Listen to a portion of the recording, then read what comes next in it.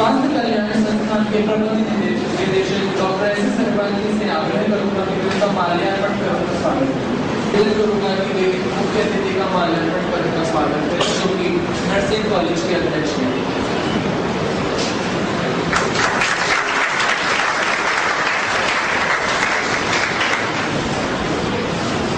Doctor Pandey Sharma. सभी अध्यापक साथियों, इस पूरे परिसर को संचालित करने वाले सभी सम्माननीय संचालक मित्रों, मैं आप सभी का बहुत आभारी हूं। विशेष रूप से श्री कौशल किशोर जी का, जिन्होंने ये आयोजन किया और मुझे आपसे भारत और यूरोप की चिकित्सा पद्धतियों के बारे में बात करने का समय दिया। पिछले कुछ वर्षों से मैं भारत और यूरोप दोनों का अध्ययन करने का प्रयास कर रहा हूं। लगभग मुझे 10-12 वर्ष हो गए। इन 10-12 वर्षों में भारत और यूरोप के बारे में जो भी कुछ अध्ययन करने की मैंने कोशिश की, उसके लिए कुछ दस्तावेज जुटाए, कुछ डॉक्यूमेंट्स इकट्ठे किए, और वो दस्तावेज सिर्फ भारत से ही नहीं, यूरोप के भी कई देशों से लिए। धीरे धीरे दस्तावेजों की संख्या लगभग 50,000 हो गई। उनका अध्ययन और अभ्यास करके मुझे जो समझ में आया वो मैं आपसे शेयर करना चाहता हूं। हमारे भारत की जो चिकित्सा पद्धति है और यूरोप की जो चिकित्सा पद्धति है, दोनों में काफी कुछ भिन्नता है। दोनों अलग अलग हैं, और ये भिन्नता जो है वो एक विशेष कारण से है, और वो कारण ये है कि भारत की जो प्रकृति है, भारत का जो पर्यावरण है, भारत का जो वातावरण है, वो यूरोप की प्रकृति, यूरोप के पर्यावरण और वातावरण से बिल्कुल अलग है। एक देश अगर पूर्व का है तो दूसरे पश्चिम के हैं। अगर गणित से कहें तो 180 डिग्री का अंतर है। ये जो भिन्नता है भारत में और यूरोप में, यही भिन्नता जीवन के हर क्षेत्र में है। भारत एक ऐसा देश है जिसको दुनिया में समशीतोष्ण जलवायु का देश माना जाता है। समशीतोष्ण का अर्थ होता है जहां ना ज्यादा बहुत गर्मी पड़े, ना ज्यादा बहुत सर्दी हो, ना ज्यादा बरसात हो, जो भी कुछ हो वो सब समान हो। गर्मी, सर्दी, बरसात, हेमंत, शिशिर, शरद, जो भी ऋतुएं आए, जो भी जलवायु हो, वो एक जैसी हो, समान हो, अति भी ना हो और कमी भी ना हो। ऐसे देशों को समशीतोष्ण कहा जाता है।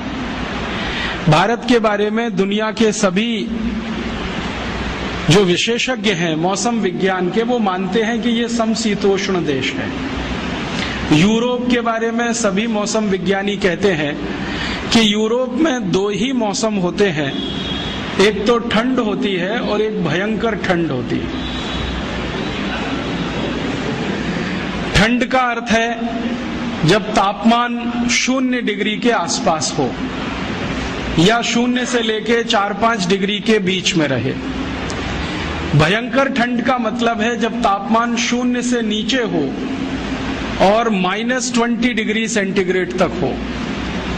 कभी कभी तो कुछ देश ऐसे हैं जैसे डेनमार्क, नॉर्वे, वहां -40 डिग्री सेंटीग्रेड भी हो जाए।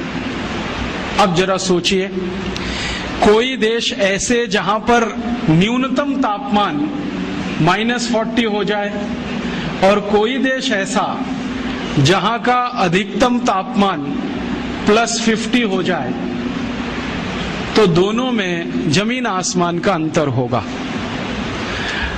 आपका शरीर जो है ना, वो तापमान के हिसाब से अपने आप को बदलता है, या शरीर की कुछ प्रणालियां ऐसी हैं जो शरीर को तापमान के हिसाब से व्यवस्थित करती रहती है। यूरोप के लोग एक ऐसे क्षेत्र में रहते हैं जहां बहुत सर्दी का उन्हें सामना करना पड़ता है, और सर्दी भी ऐसी होती है जिसमें 3-3 महीने लगातार बर्फ गिरती रहे, बर्फ सड़कों पर जमा रहे, खेतों में बर्फ पड़ी रहे, तालाबों में बर्फ ही बर्फ दिखाई दे, छतों पर बर्फ हो, गलियों में बर्फ हो, नालियों में बर्फ हो, हर जगह बर्फ। और वहां की सरकार का 3-4 महीने तक तो मुख्य कार्यक्रम ही ये है बर्फ को सड़कों से हटाना। उसके लिए बड़े बड़े बुलडोजर होते हैं, वो बुलडोजर रात दिन एक ही काम करते हैं।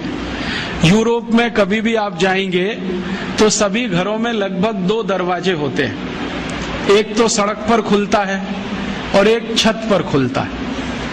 ये सड़क वाला दरवाजा जब बंद हो जाता है तो छत वाला दरवाजा इस्तेमाल किया जाता है। कब बंद होता है? कभी कभी यूरोप में इतनी बर्फ पड़ जाती है कि सड़क पर दरवाजे की कुल ऊंचाई के बराबर बर्फ जम जाती है। गाड़ियां जो होती है ना, कारें, वो बर्फ के नीचे दब जाती हैं। फिर उनको निकालना बड़ा मुश्किल है, और निकल आई तो स्टार्ट होना और भी मुश्किल है। ऐसे हाल उनके हर साल होते हैं। आप थोड़ी कल्पना करो, आप तो जयपुर में रहते हो, कभी कभी जयपुर का तापमान 0 डिग्री के आसपास आ जाता है। जब चुरू का तापमान 0 के आसपास हो तो जयपुर भी लगभग वैसा ही हो जाता है। आप जरा सोचो क्या हाल होता है। 15 दिन तक हमारे देश में कोई काम ही नहीं होता है, कभी कभी 20 दिन हो जाते हैं। जब भारत के कुछ पूर्वी और उत्तरी इलाकों का तापमान 5 डिग्री, 4 डिग्री, 6 डिग्री के आसपास आ जाए, हवाई जहाज उड़ना बंद कर देते हैं। 20-25 दिनों तक फ्लाइट्स कैंसिल होती हैं या पोस्टपोन होती रहती है। इतना फॉग होता है कि कुछ दिखाई नहीं देता है, 1 मीटर आगे का कुछ पता नहीं चलता है। गाड़ियां चलाना मुश्किल हो जाता है, हाईवे पर जाना मुश्किल हो जाता है। सरकार के कार्यालयों में काम करने वाले कर्मचारियों की संख्या आधी से भी कम हो जाती है। स्कूल कॉलेजों की उपस्थिति घट जाती है। घरों में मैंने देखा है कि सब काम ठप पड़ जाते हैं। बस एक कोयले की अंगीठी जलाओ या हीटर जलाओ, उसके चारों तरफ बैठकर तापते रहो और भगवान से प्रार्थना करते रहो कि ये ठंड कब जाए, कब जाए। ये तो थोड़े समय के लिए होता है भारत में, मुश्किल से 15-20 दिन, तब हमारा ये हाल हो जाता है। तो जरा यूरोप की कल्पना करो, जहां महीनों महीनों यही हाल होता है। ये भिन्नता है हमारे में और यूरोप में, और ये भिन्नता किसी मनुष्य की बनाई हुई नहीं है, प्रकृति की दी हुई है, प्रकृति की पैदा की हुई भिन्नता है। एक और भिन्नता है, हमारे भारत के बारे में सारी दुनिया के मौसम विज्ञानी एक बहुत बड़ी बात करते हैं, जो शायद आप जानते हो तो अच्छा है, नहीं तो हमेशा याद रखें इसको। दुनिया के सभी मौसम विज्ञानी कहते हैं कि पूरी दुनिया में, पूरे विश्व में 16 तरह की जलवायु है, 16 तरह के मौसम है। इनको तकनीकी भाषा में 16 क्लाइमेट जोन्स कहा जाता है। और सारे मौसम विज्ञानी कहते हैं कि दुनिया में 200 देश हैं, इनमें अलग अलग ये 16 तरह की जलवायु है या 16 तरह के मौसम है। लेकिन भारत अनोखा ऐसा देश है जहां सारी की सारी 16 जलवायु एक साथ मिलती है। हाँ, और भारत को छोड़ दुनिया के मौसम विज्ञानी कहते हैं कि मौसम के हिसाब से, पर्यावरण और प्रकृति के हिसाब से दुनिया में कोई विशेष देश है, यूनिक है, तो वो ये भारत देश है। ये क्लाइमेट जोन्स पता है कैसे होते हैं? टेम्परेचर के हिसाब से फिक्स किए जाते हैं। एक टेम्परेचर मान लिया 0 डिग्री से 10 के बीच में, दूसरा मान लिया 10 से 20 के बीच में, तीसरा 20 से 30 के बीच में, चौथा फिर उसके आगे, फिर 0 के नीचे। इस तरह से फिक्स किए गए हैं क्लाइमेट जोन्स। तो सब मौसम विज्ञानी कहते हैं कि भारत में लगभग सभी तरह के क्लाइमेट जोन्स हैं। और इसको मूर्त रूप में मैं कहूं, ये तो अमूर्त बात हुई, कुछ मूर्त बात अगर कहूं तो अगर आप भारत में अफ्रीका के रेगिस्तानी जलवायु को देखना चाहें तो राजस्थान के जैसलमेर में आ जाइए, आपको अफ्रीका का रेगिस्तान वहां दिखाई दे जाएगा। अगर आप भारत में स्विट्जरलैंड की बर्फ गिरती हुई देखना चाहें तो जम्मू कश्मीर में चले जाइए, उत्तरांचल में चले जाइए, आपको वो दिखाई दे जाएगा। अगर आप इस भारत में धूल भरी आंधियां जो कभी चला करती हैं ब्राजील में, मैक्सिको में, साल के कुछ महीने, वो देखना चाहें तो उत्तर और मध्य भारत के बहुत सारे स्थानों पर दिखाई दे जाएंगे। जो आप भारत में भयंकर बारिश का कोई क्षेत्र देखना चाहें, जैसे अमेजन के आसपास का है लैटिन अमेरिका में, तो वो भारत में आपको कर्नाटक में मिलेगा, गोवा में मिलेगा, जहां साल में 8 महीने बारिश होती रहती है। और साल के 3 महीने तो ऐसी बारिश होती है कि पानी रुकता ही नहीं है। कर्नाटक में एक इलाका है जिसको कुर्ग कहते हैं, वहां 3 महीने बारिश ऐसी होती है कि रुकेगी नहीं, हल्की हो जाएगी, तेज हो जाएगी, हल्की हो जाएगी, तेज हो जाएगी। ऐसा ही वातावरण ब्राजील में है, मैक्सिको में है, अमेजन नदी के आसपास के जो जंगल है ना, जिनको रेन फॉरेस्ट कहा जाता है दुनिया में, वो अगर भारत में देखना हो तो गोवा है, कुर्ग है कर्नाटक का, थोड़ा बहुत इलाका हो तो चेरापूंजी चले जाओ, बंगाल आसाम के आसपास आ जाओ। और अगर भयंकर सूखे वाला देखना हो, जहां साल में 2 इंच भी बारिश ना हो, तो वो देखना हो तो गुजरात चले जाओ। कच्छ नाम का एक जिला है जहां मुश्किल से 2 इंच बारिश होती है। वैसे तो राजस्थान में भी कुछ जिले हैं, लेकिन इस बार उन्होंने रिकॉर्ड तोड़ दिए 100 साल पुराने। मैं कहना यह चाहता हूं कि कोई भी मौसम आपको देखना है तो भारत में उपलब्ध है। मैं पिछले 7-8 वर्षों से राजस्थान आता हूं। थोड़ा माइक्रो लेवल पे मैंने देखा तो भारत के सारे मौसम राजस्थान में भी उपलब्ध है। भयंकर ठंड, चुरू जिंदाबाद। भयंकर गर्मी, उसके लिए भी चुरू जिंदाबाद, +50 चला जाएगा। बहुत बारिश देखनी हो तो कोटा और आसपास देख लो, बिल्कुल सूखा देखना हो तो जैसलमेर और बीकानेर की तरफ चले जाओ। माने भारत तो दुनिया में और भारत में राजस्थान। ये है कुछ हमारे देश के बारे में अलग बात जो यूरोप में नहीं है। यूरोप में कोई 2 देश ऐसे नहीं है जहां पर एक साथ आपको सभी मौसम दिखाई दें। इसलिए यूरोप वाले कुछ मामलों में बहुत गरीब हैं, और उनकी गरीबी यही है कि मौसम उनको अनुकूल नहीं मिला है। अब मौसम की प्रतिकूलता है वहां पर, भयंकर प्रतिकूलता है। उसी प्रतिकूलता में वो बेचारे हजारों साल से जिंदा हैं, तो उनको जिंदा रहने के लिए 2 तरह के संघर्ष करने पड़ते हैं। एक तो मौसम के साथ, जलवायु के साथ, दूसरा अपनी जिंदगी को टिकाए रखने के लिए, चलाए रखने के लिए। भारतवासी इस मामले में भाग्यशाली हैं कि उनको मौसम के साथ कोई बड़ा संघर्ष नहीं करना पड़ता ज्यादा। यहां तो बड़ा संघर्ष जिंदगी को चलाए रखने का ज्यादा है। यूरोप के जिन नागरिकों को हजारों साल से मौसम से लड़ना पड़ रहा है, वो लोग भी वैसे ही हो गए हैं जैसे उनका मौसम है। उनका मौसम माने ठंडा और भयंकर ठंडा, ऐसे ही वो लोग हैं, बर्फ जैसे ही हो गए। मैंने एक बार मेरे ऊपर एक छोटा सा प्रयोग किया था। बर्फ की 4 सिल्लियां मंगाई और चारों तरफ लगा के मैं बीच में बैठ गया। थोड़ी देर के बाद मैंने महसूस किया कि मेरा शरीर बर्फ जैसा ही होता जा रहा है। पैर के घुटने एकदम कड़क हो गए, पांव की उंगलियां कड़क हो गई, हिलाना भी मुश्किल, हाथ पैर की उंगलियां कड़क हो गई। फिर मैंने कहा थोड़ी देर लेट के देख लो, तो लेट गया तो सिर ऐसा ठंडा हो गया जैसे लगे कि बर्फ बांध दी हो किसी ने सिर पर। तब मैंने महसूस किया कि मैं तो 1 घंटे में परेशान हो गया बर्फ की सिल्लियों के बीच में बैठकर और लेटकर। बेचारे यूरोप वालों का सोचो, जो हजारों साल से बर्फ चारों तरफ है और उसी में बैठ रहे हैं, लेट रहे हैं, और वही उनकी जिंदगी है। थोड़ा आगे बढ़े।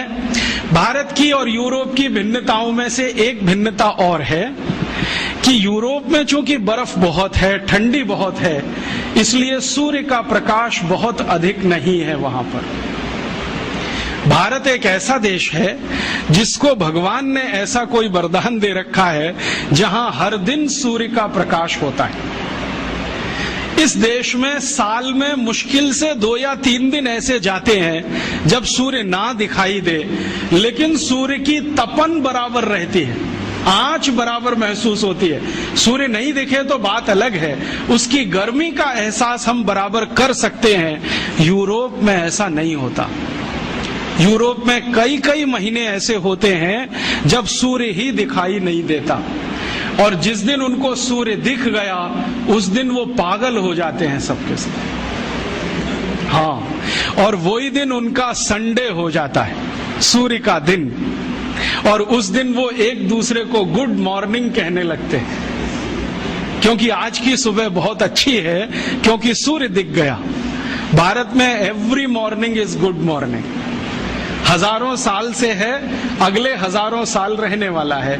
तो यहाँ सूर्य का प्रकाश भरपूर है, यूरोप में बहुत ही कम है।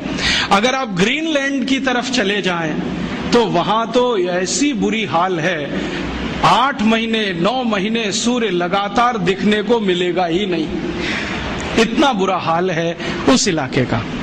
अब आप जरा थोड़ा गंभीरता से सरल बातें समझने की कोशिश करो। जिस देश में सूर्य का प्रकाश भरपूर होगा वहां पर पेड़ पौधों की प्रजातियां बहुत होंगी, और जिस देश में सूर्य का प्रकाश ही नहीं होगा वहां जमीन में से कुछ घास का तिनका भी पैदा नहीं होगा। आप जानते हैं, भूमि में कितना भी अच्छा बीज डालो, कितनी भी अच्छी खाद लगाओ, कितना भी सुंदर से सुंदर व्यवस्था करो उसकी, और कितनी भी अच्छी व्यवस्था करो पानी की, लेकिन जो सूर्य का प्रकाश नहीं हो और गर्मी ना मिले तो बीज में से अंकुरण नहीं होता। यूरोप की कल्पना करो, जहां खेतों में महीनों महीनों बर्फ जमी रहे वहां तो घास का तिनका भी नहीं उग सकता। तो इसलिए यूरोप के देशों में पेड़ पौधे ज्यादा नहीं होते, अर्थात पेड़ पौधों में विविधता नहीं होती, अर्थात वहां के जंगलों में बहुत किस्म के पेड़ पौधे नहीं मिलते। ले दे के 2-4 तरह के वृक्ष यूरोप के सभी देशों में दिखाई देते। कभी कभी तो इतना तकलीफ हो जाती है कि यूरोप का एक देश छोड़ के दूसरे में घुस गए, पता ही नहीं चलता कि देश बदल गया, जब तक कि कोई बोले नहीं और समझ में नहीं आए कि ये भाषा फ्रेंच से अब जर्मन हो गई है, जर्मन से इटालियन हो गई है, इटालियन से डच हो गई है, डच से पोर्चुगीज हो गई है, फिर स्पेनिश हो गई है। तब पता चलता है कि जी हमने देश बदल दिया, वरना पेड़ों को देखकर, मनुष्यों को देखकर पता ही नहीं चलता कि हमने देश बदल दिया। पेड़ पौधे उनके यहाँ बहुत ही कम है, अर्थात अंग्रेजी का एक शब्द बायोडाइवर्सिटी उनकी बहुत खराब है, या बहुत पुअर है, या वो बायोडाइवर्सिटी में बहुत गरीब है। भारत देश में इसका उल्टा है, सूर्य का प्रकाश भरपूर है, मिट्टी यहाँ की बहुत अच्छी है, यूरोप की मिट्टी भी अच्छी नहीं है। आप जरा सोचो, अगर किसी मिट्टी पर महीनों महीनों बर्फ पड़ी रहे तो वो मिट्टी न रह के पत्थर हो जाएगी, और उस पत्थर में से कुछ भी उगना बहुत मुश्किल हो जाएगा। तो वहां की मिट्टी भी पत्थर जैसी है, यहाँ की मिट्टी एकदम नरम है, मक्खन के जैसी। भारत में कई क्षेत्रों की मिट्टी तो ऐसी है कि नंगे पांव आप खेतों में चले जाओ, घुटने तक का पैर मिट्टी में अंदर धंस जाता है, इतनी नरम, इतनी कोमल, इतनी मुलायम। अगर मिट्टी नरम है तो बारिश के पानी को ज्यादा पकड़ेगी, मिट्टी नरम है तो सूर्य का प्रकाश नीचे तक जाएगा, मिट्टी नरम है तो हवा भी अंदर तक आएगी।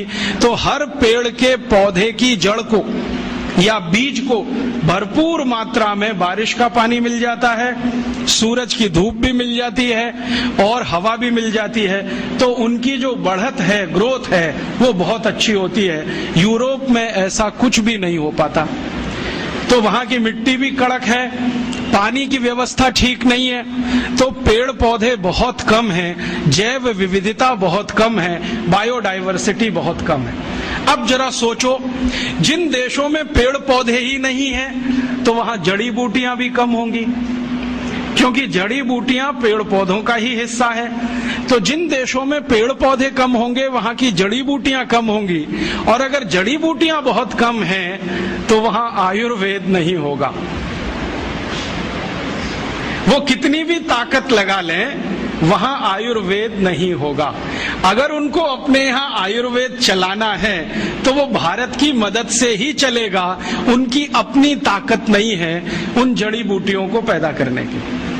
हमारे बहुत सारे मित्र कहते रहते हैं, देखो राजीव भाई, यूरोप में आजकल आयुर्वेद का बहुत प्रचार हो रहा है, अमेरिका में भी हो रहा है। हाँ, वो हो रहा है भारत से ले जाई गई जड़ी बूटियों के आधार पर, या भारत के पड़ोसी देश चीन से मंगाई गई जड़ी बूटियों के आधार पर।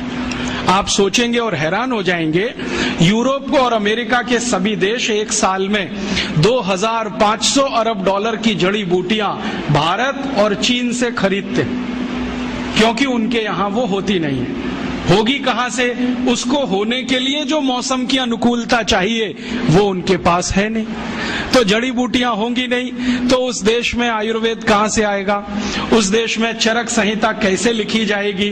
तो आप ये मान लो कि मौसम ने उनको बेगाना बना दिया, गरीब बना दिया। वहां ऐसा कुछ भी नहीं है जो भारत में हमको दिखाई देता है। अब भारत में आ जाएं, यहाँ वो सब कुछ है, मौसम की अनुकूलता है, प्रकृति की अनुकूलता है, ईश्वर की कोई विशेष कृपा है जो इसी देश में 16 जलवायु हैं। ये सब होने से हमारे यहाँ बहुत कुछ होगा, जड़ी बूटियां होंगी। एक बार क्या हुआ, मैं उड़ीसा गया था। उड़ीसा में एक पर्वत है, उसका नाम है गंधमार्दन पर्वत। इसका जिक्र हमारे रामचरितमानस में भी है, वाल्मीकि रामायण में भी है, और सबसे अच्छा सुंदर वर्णन इसका रघुवंशम में है, कालिदास ने किया है, गंधमार्दन पर्वत। तो जहां ये गंधमार्दन पर्वत उड़ीसा में है, मैं वहीं गया था। जिस गांव में है उसी गांव में गया और वहां मेरी एक सभा हुई थी। मैंने उस गांव के सरपंच को पूछा कि भाई, ये गंधमार्दन पर्वत बड़ा मशहूर है, भारत के शास्त्रों में इसका बहुत वर्णन है, जरा बताओ इसकी विशेषता क्या है। तो उसने कहा कि साहब, इसकी एक विशेषता ये है कि इस एक पर्वत पर 16,000 जड़ी बूटियां हैं। मैंने कहा नाम मालूम है? उसने कहा 16,000 के तो नहीं मालूम है, 500-600 के तो बता सकता। फिर मैंने कहा किसको मालूम है? तो कहता मेरे दादाजी को 1000-1200 का मालूम है। दादाजी के दादाजी मिल गए तो शायद 2-2,500 का मालूम हो जाएगा। लेकिन एक ही गांव के छोटे से एक पर्वत पर 16,000 जड़ी बूटियां। तो मैं वहीं नजदीक में एक जिला है, वो जिले का नाम है कालाहांडी, भवानीपट्टनम उसका जिला केंद्र है। दौड़कर गया और वहां के जितने भी बॉटनी के प्रोफेसर्स थे सबको मैं मिला। तो उन्होंने कहा हाँ, ये बात सही है। एक एक प्रोफेसर बोलता है कि मैंने लिस्टिंग किया है, तो कोई प्रोफेसर के पास 2,500 जड़ी बूटियों का लिस्टिंग है, किसी के पास 3,000 का है। एक प्रोफेसर ने कहा मैं 40 साल से काम करता हूं, उनके पास कुछ 7-7,500 जड़ी बूटियों की लिस्ट है। क्या क्या गंधमार्दन पर मिलता है, और उनकी इच्छा है कि मैं सबका लिस्टिंग करूं 16,000 का।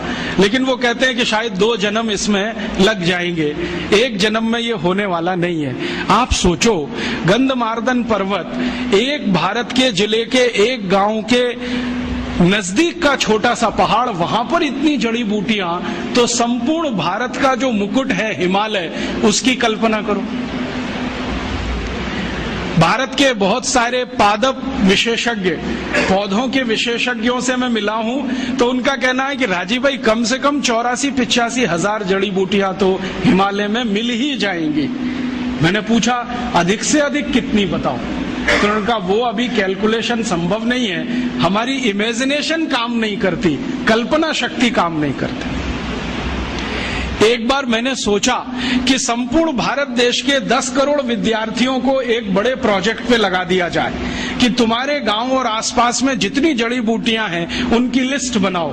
तो शायद 2-4 साल में पूरी लिस्ट बनकर आ जाए, लेकिन 10 करोड़ विद्यार्थी इसमें लगे तो ऐसे ही नहीं आएगी। कितना बड़ा काम है जो अभी तक करने के लिए बाकी पड़ा है और हमें इसका अंदाजा नहीं है। शायद इसलिए नहीं कि भगवान ने भरपूर दे दिया है, तो हमें स्केयर सिटी का अंदाजा नहीं है। ये जो यूरोप और अमेरिका वाले हैं जिनको कुछ मिला नहीं है, वो तड़पते हैं, फड़फड़ाते हैं और वो रोज भारत सरकार पर आकर ऐसे दबाव डालते हैं कि भारत के कानूनों में संशोधन कर दो और हम ये हिमालय की सब जड़ी बूटी खोद कर ले जाएं, भारत के पहाड़ों से जितना मिले वो ले जाएं, ऐसी व्यवस्था कर दो। और इसी व्यवस्था के लिए उन्होंने गेट करार नाम का एक अंतर्राष्ट्रीय समझौता भारत से करा लिया है, जिसमें से रास्ते खुल जाएं ताकि भारत की बेशकीमती जड़ी बूटियां बिना किसी अवरोध के भारत के बाहर चली जाए। वो तड़पते हैं और इतने सारे रिसर्चर्स वहां से आते हैं यूरोप और अमेरिका से, वो एक ही बात के लिए यहाँ काम करते हैं, किस इलाके में क्या क्या जड़ी बूटियां हैं, कौन कौन से क्षेत्र में क्या क्या मिलता है। अब उन्होंने एक नया रास्ता निकाला है। भारत सरकार कुछ ऐसे मूर्खता के काम करती है, उनमें से एक काम है फॉरेन फंड से एनजीओज चलाना। विदेशी पैसा लिया और एक ट्रस्ट बना लिया, एक संस्था बना ली, एक एनजीओ बना लिया। तो ये जो विदेश में बैठे हुए लोग हैं ना, वो उन एनजीओज को थोड़ा डोनेशन देते हैं और कहते हैं बताओ तुम्हारे इलाके में क्या क्या है। ये मूर्ख लोग यहाँ थोड़े पैसे के लालच में सूची की सूचियां बनाते हैं और यूरोप और अमेरिका को भेजते जाते हैं कि यहाँ ये है, यहाँ ये है, यहाँ ये है, और उनको ये धीरे धीरे पता चल रहा है और धीरे धीरे वो भारत सरकार की बाहों उमेट रहे हैं। चीन इस मामले में थोड़ा होशियार है। चीन की सरकार अपनी जड़ी बूटियों के क्षेत्र में विदेशियों को प्रवेश नहीं करने देती। वो कहते हैं जो रिसर्च करेंगे वो हम करेंगे, परिणाम भी हम पहले जानेंगे, जरूरत पड़ेगी तो तुम्हें बताएंगे, नहीं तो जरूरी नहीं है कि तुम्हें सभी परिणाम बताएं। वो थोड़े होशियार हैं। हमारे देश के नेता उनसे थोड़े ज्यादा मूर्ख हैं। किसी भी विदेशी को बुलाएंगे, आओ दरवाजा खुला है, जो तुम्हें चाहिए सब लूट के ले जाओ। जैसे वो जहांगीर था ना 400 साल पहले, ईस्ट इंडिया कंपनी को दरवाजा खोल के बुला लिया, वही जहांगीरों के मानस पुत्र आज भी इस देश में है। आ जाओ, किसी का भी स्वागत है। भारत एक धर्मशाला है, सराय जैसा है। हमने ग्लोबलाइजेशन कर दिया, लिबरलाइजेशन कर दिया, जो तुम्हें चाहिए सब ले जाओ। अब मुश्किल क्या हो रही है कि जब बहुत रेयर माने बेशकीमती जड़ी बूटियों पे कहीं काम होता है तो पता चले वो भारत में नहीं है, कनाडा में है। पता चले भारत में नहीं है, जर्मनी में है। पता हुआ भारत में नहीं है, अमेरिका में है। और उनके जर्नल्स जब आते हैं तो वो पता करते हैं, हमको जानकारी देते हैं कि हमने तो इस पर पेटेंट ले लिया और हम यहाँ ठगे से बैठे हुए रह जाते हैं। अमेरिका ने हल्दी पर पेटेंट करा लिए, नीम पर पेटेंट करा लिए, काली मिर्च पर पेटेंट करा लिए, जीरे पर करा लिए, अजवाइन पर करा लिए, और तो और इडली बनाने के प्रोसेस पर पेटेंट हो गए, सांभर बनाने के प्रोसेस पेटेंट हो गए। हम यहाँ ठगे ठगे से देख रहे हैं। अखबारों में खबर आती है तो पता चलता है। इससे सिद्ध क्या होता है, भगवान का दिया हुआ हमारे पास सब कुछ है, लेकिन हमने उसको ध्यान देना बंद कर दिया, बेदरकारी किया। उनके पास कुछ नहीं है तो वो एक एक छोटी छोटी बात के लिए तरसते हैं।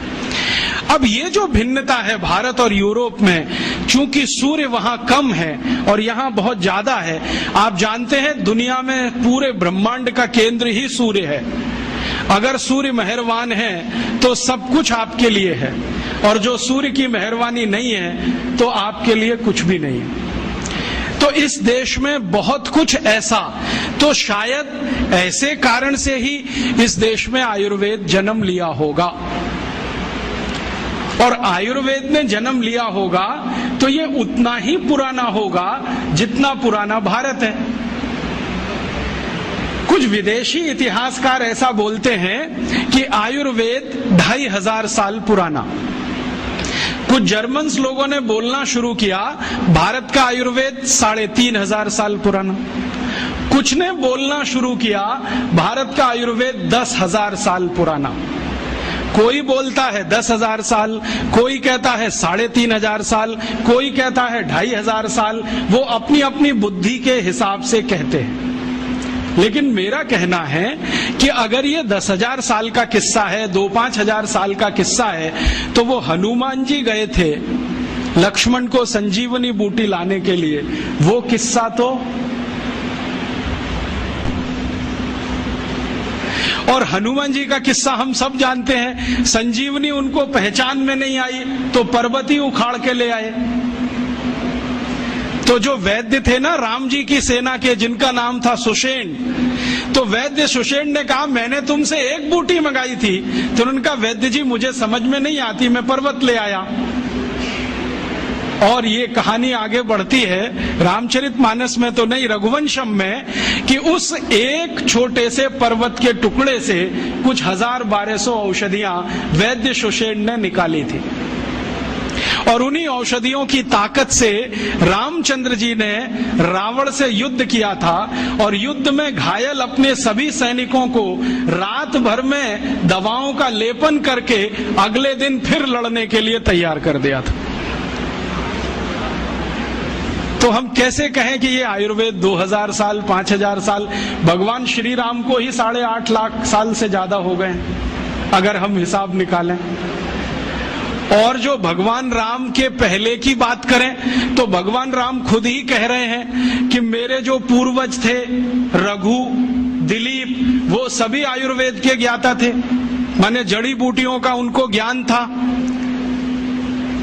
अगर राम के पूर्वज उनको भी जड़ी बूटियों का ज्ञान था तो बढ़ते चले जाएं तो ये समय की सीमा तो रुकती नहीं। तब मैंने अपने मन में संतोष के लिए ये तय मान लिया है कि ये भारत की जड़ी बूटियों का विज्ञान या आयुर्वेद उतना ही पुराना है जितना भारत है।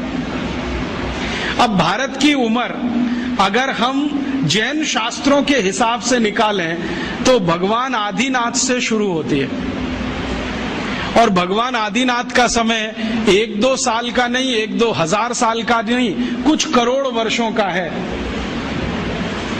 तो भारत भी कुछ करोड़ वर्षों का है, तो भारत की जड़ी बूटियां भी करोड़ वर्षों की होंगी। क्योंकि भारत में एक चीज जो निश्चित है, बाकी बहुत सारी चीजें बदली होंगी, सूर्य का प्रकाश।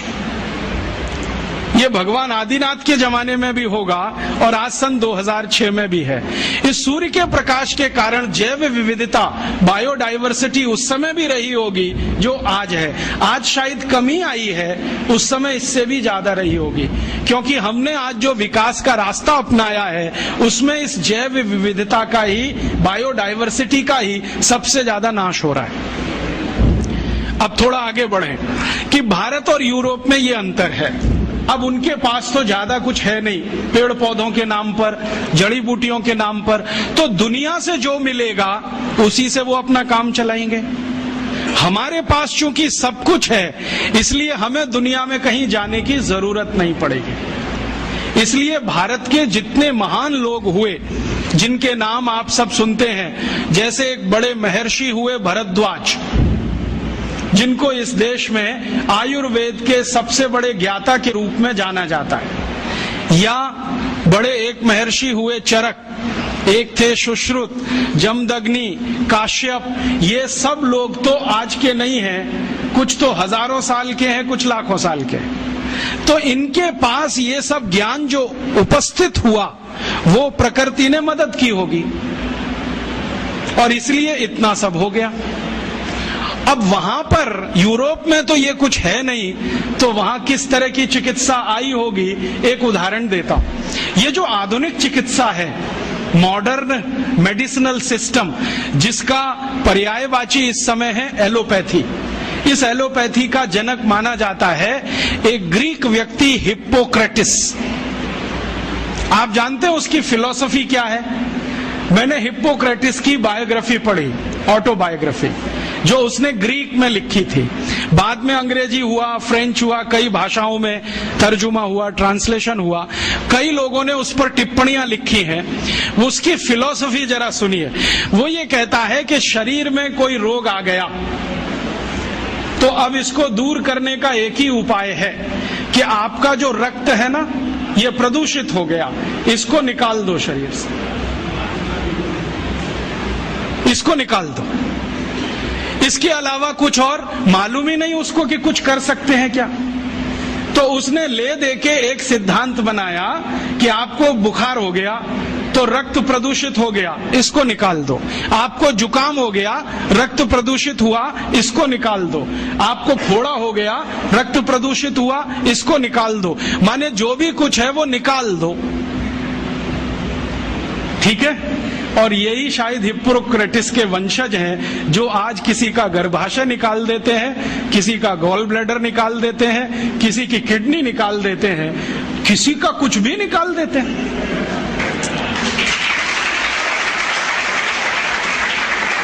और निकालने के पहले हमको कन्विंस करते हैं, देखो ये तो बेकार है, इसमें अब रखा क्या है। अगर गर्भाशय बेकारी होता तो भगवान ने क्यों दिया? गॉल ब्लैडर बेकारी होता तो ईश्वर ने क्यों दे दिया? किडनी बेकारी है तो ये क्यों है हमारे शरीर में? अगर सब कुछ ही बेकार है तो ये शरीर को ही काट काट के फेंक दो, इसको रखने की क्या जरूरत है? ये सब हिप्पोक्रेटिस के पुत्र हैं, उसी को अपना वंशज मानते हैं। हिप्पोक्रेटिस क्या कहता था? कुछ बीमारी हुई रक्त निकालो। वो तो बेचारा रक्त तक सीमित था, इन्होंने इतना विकास कर लिया है कि अब कुछ भी निकाल दो। मैं आपको एक सच्ची कहानी सुनाता हूं, ये हमेशा आप याद रखना।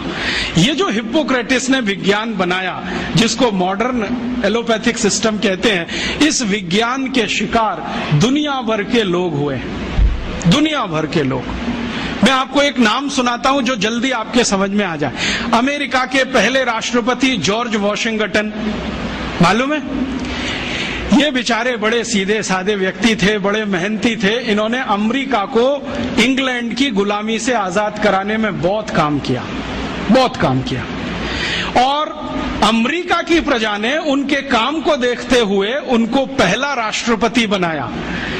अमेरिका की आजादी आई लगभग 1779 के आसपास और पहले राष्ट्रपति बने जॉर्ज वॉशिंगटन। आपको मालूम है जॉर्ज वॉशिंगटन की मृत्यु कैसे हुई? हिप्पोक्रेटिस सिद्धांत अपना के। क्या हुआ, वो जब राष्ट्रपति हो गए ना तो एक बार उनको बुखार आ गया, कुछ वायरल इन्फेक्शन हुआ होगा। तो वो तो हिप्पोक्रेटिस के पक्के चेले थे, उन्होंने कहा अरे मेरे गुरु ने कहा है कि रक्त प्रदूषित हो गया। तो अब बुलाया उन्होंने एक डॉक्टर को, कहा कि मेरे शरीर से दूषित रक्त निकालो। तो वो एक आया डॉक्टर और उनकी दोनों नसें काट गया, दोनों हाथ की नसें काट दी, लेफ्ट और राइट ये वाली। अब नसें कट गई तो खून भल भल भल भल निकलना शुरू, रात भर निकलता रहा। सवेरे वो डॉक्टर जब आया देखने के लिए तो जॉर्ज वॉशिंगटन मरे हुए मिले।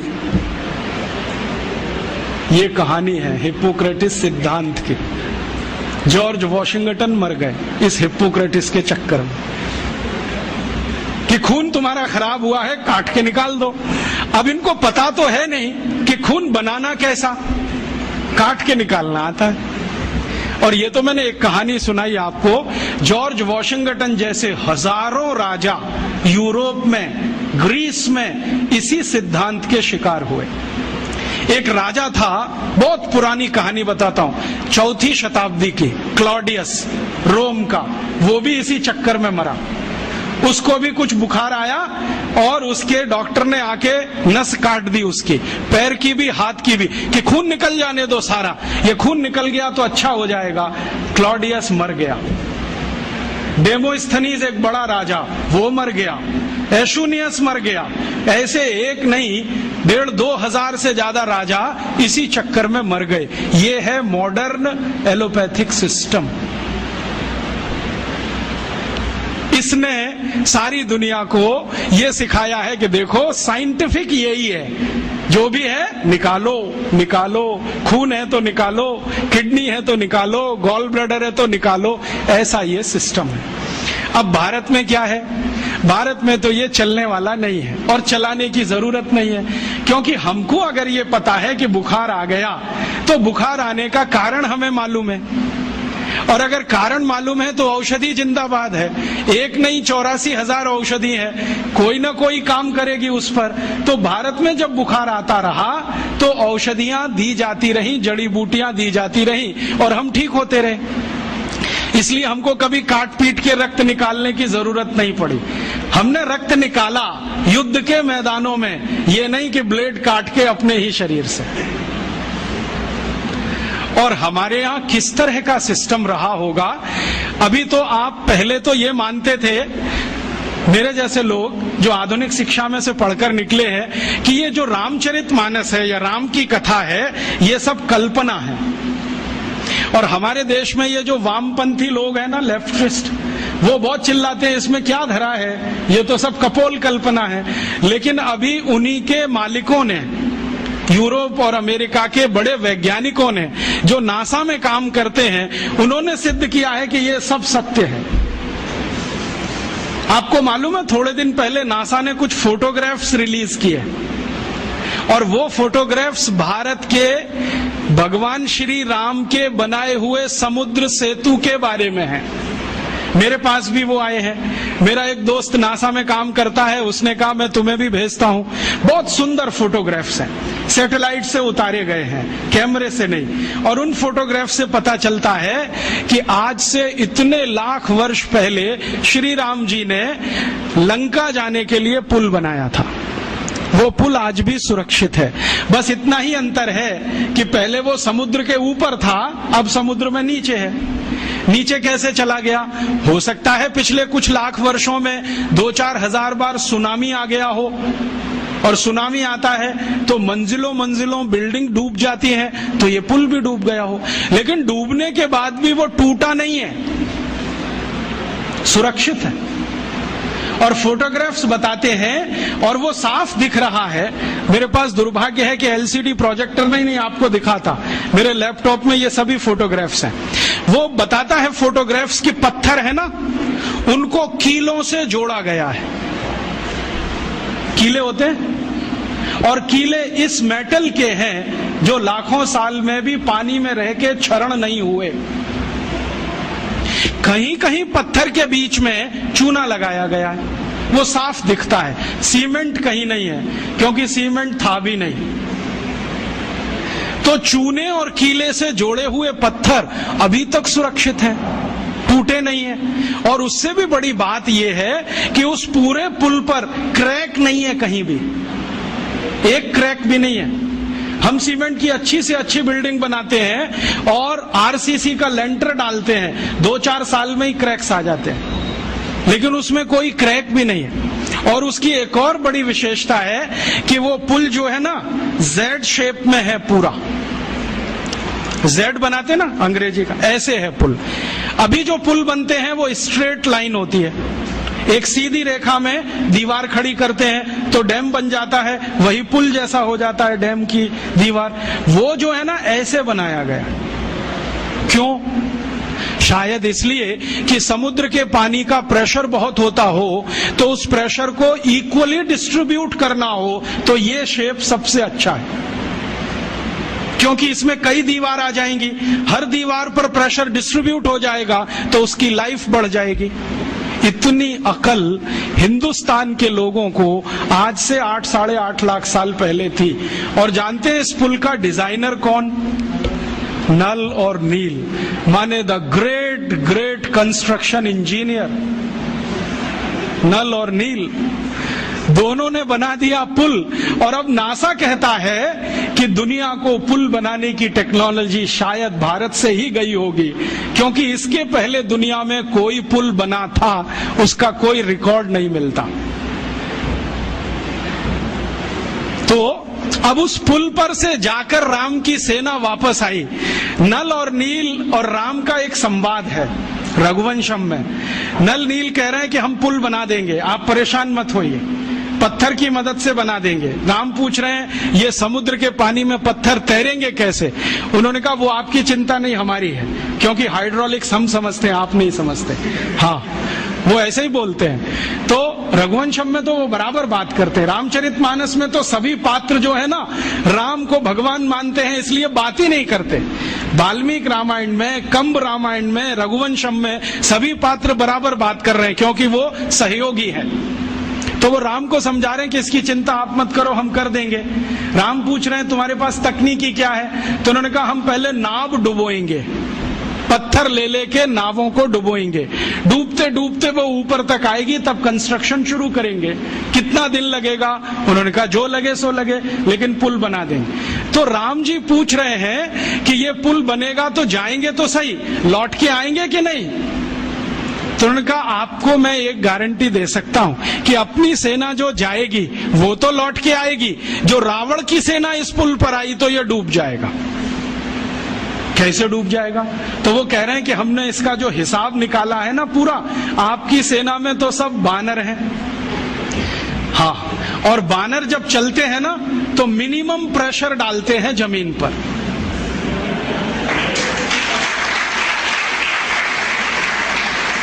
आपने देखा है ना, उनके पंजे भगवान ने कुछ ऐसे बनाए हैं कि उनका जमीन पर पंजे का टिकना बहुत कम दबाव डालता है, और वो ऐसे अद्भुत ऊर्जा के मालिक हैं सब बानर कि जैसे ही पंजा टिका तुरंत जंप कर देते हैं, और वो कंटिन्यू जंप कर सकते हैं, 1 किलोमीटर तक कर सकते हैं, 2 किलोमीटर तक कर सकते हैं। तो नल नील कह रहे हैं कि हमने पुल का डिजाइन ऐसा रखा है कि ये बानर जंप करके तो निकल जाएंगे सबके सब, जो रावण की सेना आई तो ये डूब जाएगा, क्योंकि रावण की सेना में सब राक्षस हैं, राक्षस शरीर में भारी हैं, भारी होने के साथ दबाव ज्यादा डालते हैं, तो ये पुल टूट जाएगा, वो मर जाएंगे। इसलिए युद्ध में हम विजयी होंगे, हारने का चांस नहीं है। इस क्वालिटी की चीजें हैं। अब ये क्वालिटी किसी देश में आई हो तो मैं मान सकता हूं कि उस पुल को बनाने का मटेरियल उस जमाने में रहा हो, और उस पुल को बनाने वाले जो लोग रहे, नल नील जैसे पता नहीं कितने, उनको और भी बहुत कुछ ज्ञान आता हो, क्योंकि पुल बनाने में जो उन्होंने चूना घिसा है उसमें कई तरह की जड़ी बूटियां भी मिलाई गई, उनको जड़ी बूटियों का भी ज्ञान हो। तो इससे यह सिद्ध होता है कि उस जमाने का कंस्ट्रक्शन इंजीनियर जड़ी बूटियों का भी ज्ञाता होता होगा, हो सकता है आयुर्वेद भी उसको आता होगा। और राम की सेना में तो वैद्य सुषेण तो मुख्य वैद्य हैं, लेकिन राम जी की सेना में तो थोड़ी बहुत वैद्य की सब कर लेते, सीता जी भी कर लेती, उनको भी जड़ी बूटियों का ज्ञान, लक्ष्मण भी कर लेते हैं, राम खुद सीख गए हैं बहुत कुछ। तो इन घटनाओं से मैं कहना एक ही बात चाहता हूं कि शायद ये लाखों साल पुरानी विद्या है, ये 10-20 हजार साल की विद्या नहीं है। और ये लाखों साल पुरानी विद्या टिकी कैसे, आज तक जिंदा है। आज भी हम उन औषधियों का नाम जानते हैं जिनको राम जी जानते थे, वो नाम वैसे के वैसे ही चले आ रहे हैं। तो ये कैसे संभव हुआ? ये ऐसे संभव हुआ होगा कि इस विद्या को भारत के लोगों ने जीवन विद्या बना लिया होगा।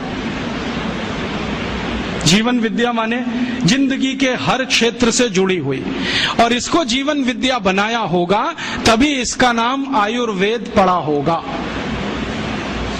ये आयु का विज्ञान है, चिकित्सा का नहीं है, रोगों का नहीं है, जीवन का विज्ञान है। और ये जीवन का विज्ञान सिखाया गया होगा पीढ़ी दर पीढ़ी, पीढ़ी दर पीढ़ी, पीढ़ी दर पीढ़ी। और ये शायद घरों में ही संभव है, क्योंकि घर में ही ज्यादा समय लोगों का बीतता है। तो शायद हर घर भाषी को ये ज्ञान मालूम होगा। पीढ़ी दर पीढ़ी वो ज्ञान जो आया वो आज तक चला आया, और इतना अद्भुत है कि हमारे दादा दादी, नाना नानी, चाचा चाची, मामा मामी, मौसा मौसी सब इससे भरपूर हैं, सबके पास ये भंडार के रूप में है। फिर एक प्रश्न उठता है, बहुत लोग मुझे कहते हैं कि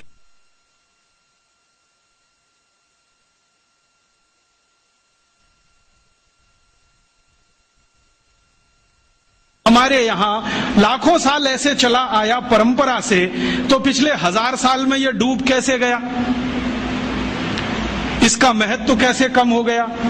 कारण क्या रहा इसका? इसका कारण एक कहानी है। अंग्रेज आ गए, अंग्रेजों से पहले फ्रांसीसी आए, उनसे पहले पुर्तगाली आए, पुर्तगालियों से पहले मुगल आए, उनसे पहले हूण आए, शक आए, सबने लूटा इस देश को।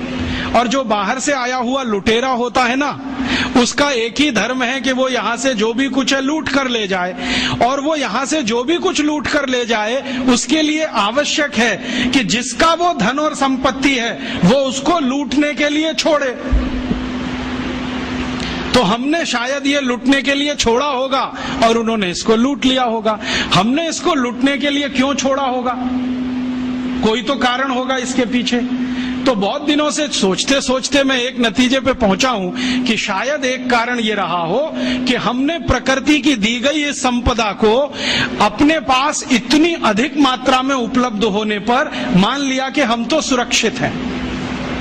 जैसे घर में बहुत सारा धन धान्य हो ना तो गरीबी की कल्पना नहीं आती, घर में बहुत सारा पैसा हो ना तो बेरोजगारी की कल्पना नहीं आती, घर में सब कुछ भरा पूरा हो तो अभाव का जीवन क्या होता है पता ही नहीं है। तो यहाँ सब भरा पूरा था, हमें कल्पना ही नहीं थी कि एक दिन ये लुटते लुटते इतना कम हो सकता है कि हमारे लिए विदेशों से लाना पड़े। ये एक कारण रहा हो। ये कारण तो नहीं मैं मानता हूं कि हम कमजोर थे और विदेशी हमसे मजबूत थे इसलिए हमको वो परास्त कर गए युद्ध में और हम लुट गए। अगर हम कमजोर ही थे तो पृथ्वीराज चौहान कहां से आ गए, महाराणा प्रताप कहां से आ गए, शिवाजी महाराज कहां से आ गए, झांसी की रानी लक्ष्मीबाई कहां से आ गई। और पृथ्वीराज चौहान और राणा प्रताप में कोई तो यूनिक डीएनए रहा होगा ऐसा तो नहीं है। कोई राजा अपने दुश्मन को बार बार हराए और हराने के बाद हर बार उसे माफ कर दे तो वो तो वीर नहीं महावीर होता है। ये जेनेटिक मटेरियल तो भारत में ही दिखाई देता है, दुनिया में कहीं नहीं है। मैंने दुनिया के बहुत सारे राजाओं का इतिहास पढ़ा है, उन्होंने दुश्मन को हराया तो जान से मार डाला, छोड़ा नहीं उसको। हमारे यहाँ दुश्मनों को परास्त करते रहे और हर बार माफ करते रहे। गलती से एक बार दुश्मन ने परास्त कर दिया तो माफ नहीं किया क्योंकि उसके पास वो डीएनए नहीं था। माफ करने के लिए जो जिगर चाहिए ना उसके लिए कुछ खास तरह का बॉडी कंस्ट्रक्शन होता है, कुछ खास तरह के एंजाइम्स होते होंगे, कुछ खास तरह के हार्मोन्स होते होंगे। तो पृथ्वीराज चौहान में तो होंगे, उनके दुश्मन में नहीं रहे होंगे। तो हम कमजोर तो नहीं थे, हमारा इतिहास बार बार बताता है कमजोर तो नहीं थे, ताकतवर तो थे। तो फिर परास्त कैसे हुए, हारे कैसे? शायद इसी से जो पृथ्वीराज चौहान की कहानी बताती है कि दुश्मन को हराया छोड़ दिया। हमारे शास्त्रों में एक मंत्र है, वो है तो संस्कृत में, मैं सीधे हिंदी में बताता हूं। वो मंत्र ये कहता है कि दुश्मन को, आग को, कर्जे को और बीमारी को कभी नहीं छोड़ना चाहिए। दुश्मन को, आग को, बीमारी को और कर्जे को कभी अधूरा नहीं छोड़ना चाहिए। दुश्मन को अगर छोड़ दिया तो वो ही मारेगा। फिर भारत की आजादी के पिछले 60 साल का इतिहास गवाह है, हर बार पाकिस्तान को हराया, हर बार हमने छोड़ा। 48 में हराया, छोड़ दिया। 65 में हराया, लाहौर तक हम पहुंच गए, फिर छोड़ दिया। 71 में हराया, फिर छोड़ दिया। कारगिल में हराया, फिर छोड़ दिया। और आज वही पाकिस्तान नाग बन के डस रहा है, हर तीसरे दिन बम ब्लास्ट करा रहा है इस देश में। तो शास्त्र का मंत्र मेरा नहीं है कि दुश्मन को छोड़ना नहीं चाहिए कभी भी। अगर हाथ में आ गया खत्म कर दो। और शायद यही बात भगवत गीता में कृष्ण भी अर्जुन को समझा रहे, छोड़ो मत इनको। अगर जो तुमने छोड़ दिया तो ये विष बीज की तरह से फैलेंगे, पूरे देश में अधर्म की स्थापना कर देंगे। इसलिए कौरवों को छोड़ो मत, इनके अंतिम व्यक्ति तक संहार करो। शायद कृष्ण को शास्त्रों का ज्यादा ज्ञान रहा होगा, पृथ्वीराज चौहान को उतना नहीं रहा होगा।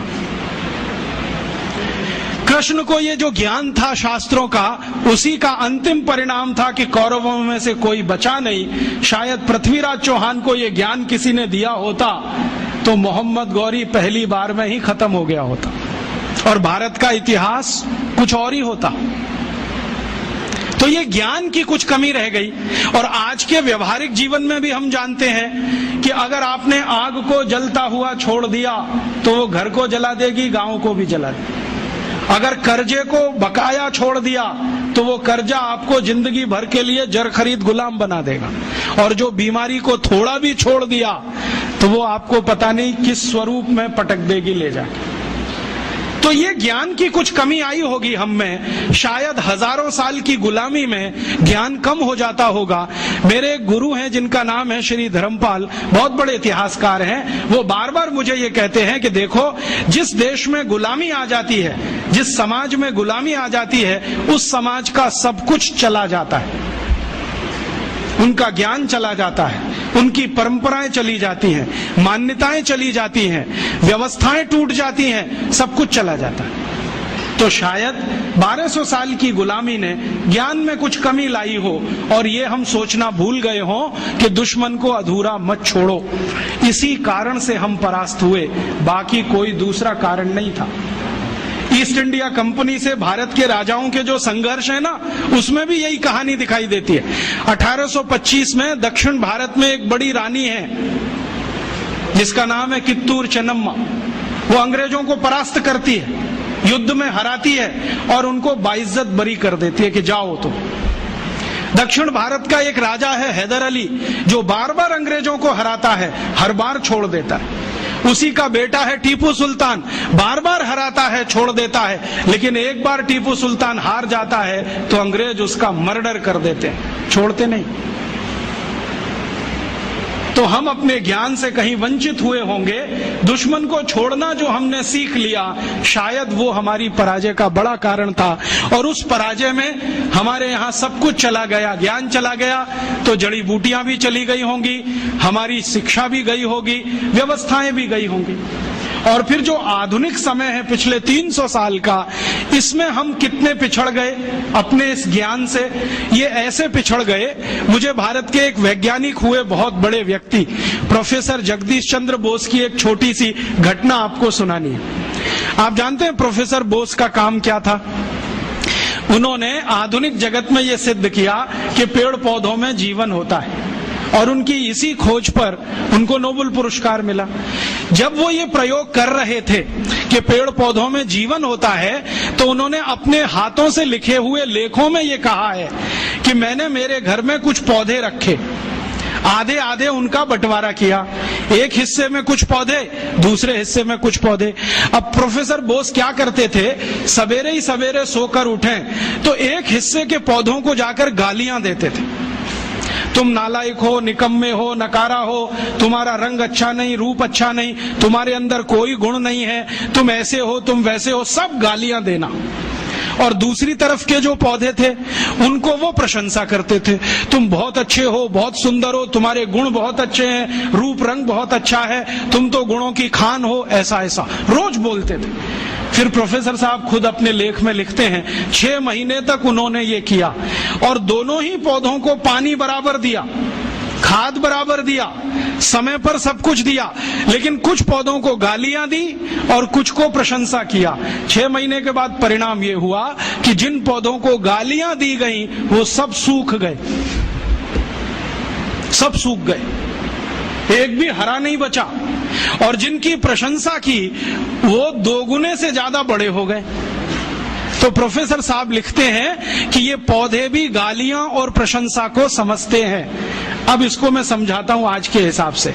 भारत को 300 साल अंग्रेजों ने गालियां दिया, तुम नालायक हो, निकम्मे हो, नकारा हो, तुम्हारी सभ्यता खराब है, संस्कृति खराब है, तुमको तो कपड़े पहनना भी नहीं आता, तुमको तो खाना खाना नहीं आता, तुमको सभ्यता का कोई रंच मात्र भी अंदाजा नहीं है, सभ्यता होती क्या है, विज्ञान नहीं जानते, टेक्नोलॉजी नहीं जानते, हम तुमको जो सिखा रहे हैं वही सही है। ये हम सुनते रहे सालों साल।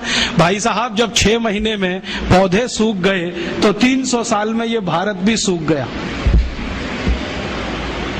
और इस सूखे हुए भारत ने अपने आत्मसम्मान और स्वाभिमान को इतना गिरा दिया कि हम मानने लगे कि जो कुछ हमारा है वो सब बेकार है, दकियानूसी है, इसमें कोई तथ्य नहीं है, कोई विज्ञान सम्मत कुछ नहीं है, और जो यूरोप से आ रहा है वही अच्छा है, वही ताकतवर है। और ये इतना गहरा घुस गया कि हमारा डीएनए बदल गया, हमारा ब्लड बदल गया, शायद हार्मोन्स का बैलेंस चेंज हो गया, शायद बॉडी के केमिकल्स चेंज हो गए। और ये इतना गहरा घुसते घुसते आ गया हमारे देश के प्रथम प्रधानमंत्री पंडित नेहरू तक के अंदर। जिन्होंने पब्लिकली कहा कि आयुर्वेद में क्या रखा है, इसको तो खड्डा खोद के जमीन में गाड़ देना चाहिए, जो कुछ है वो एलोपैथी में है।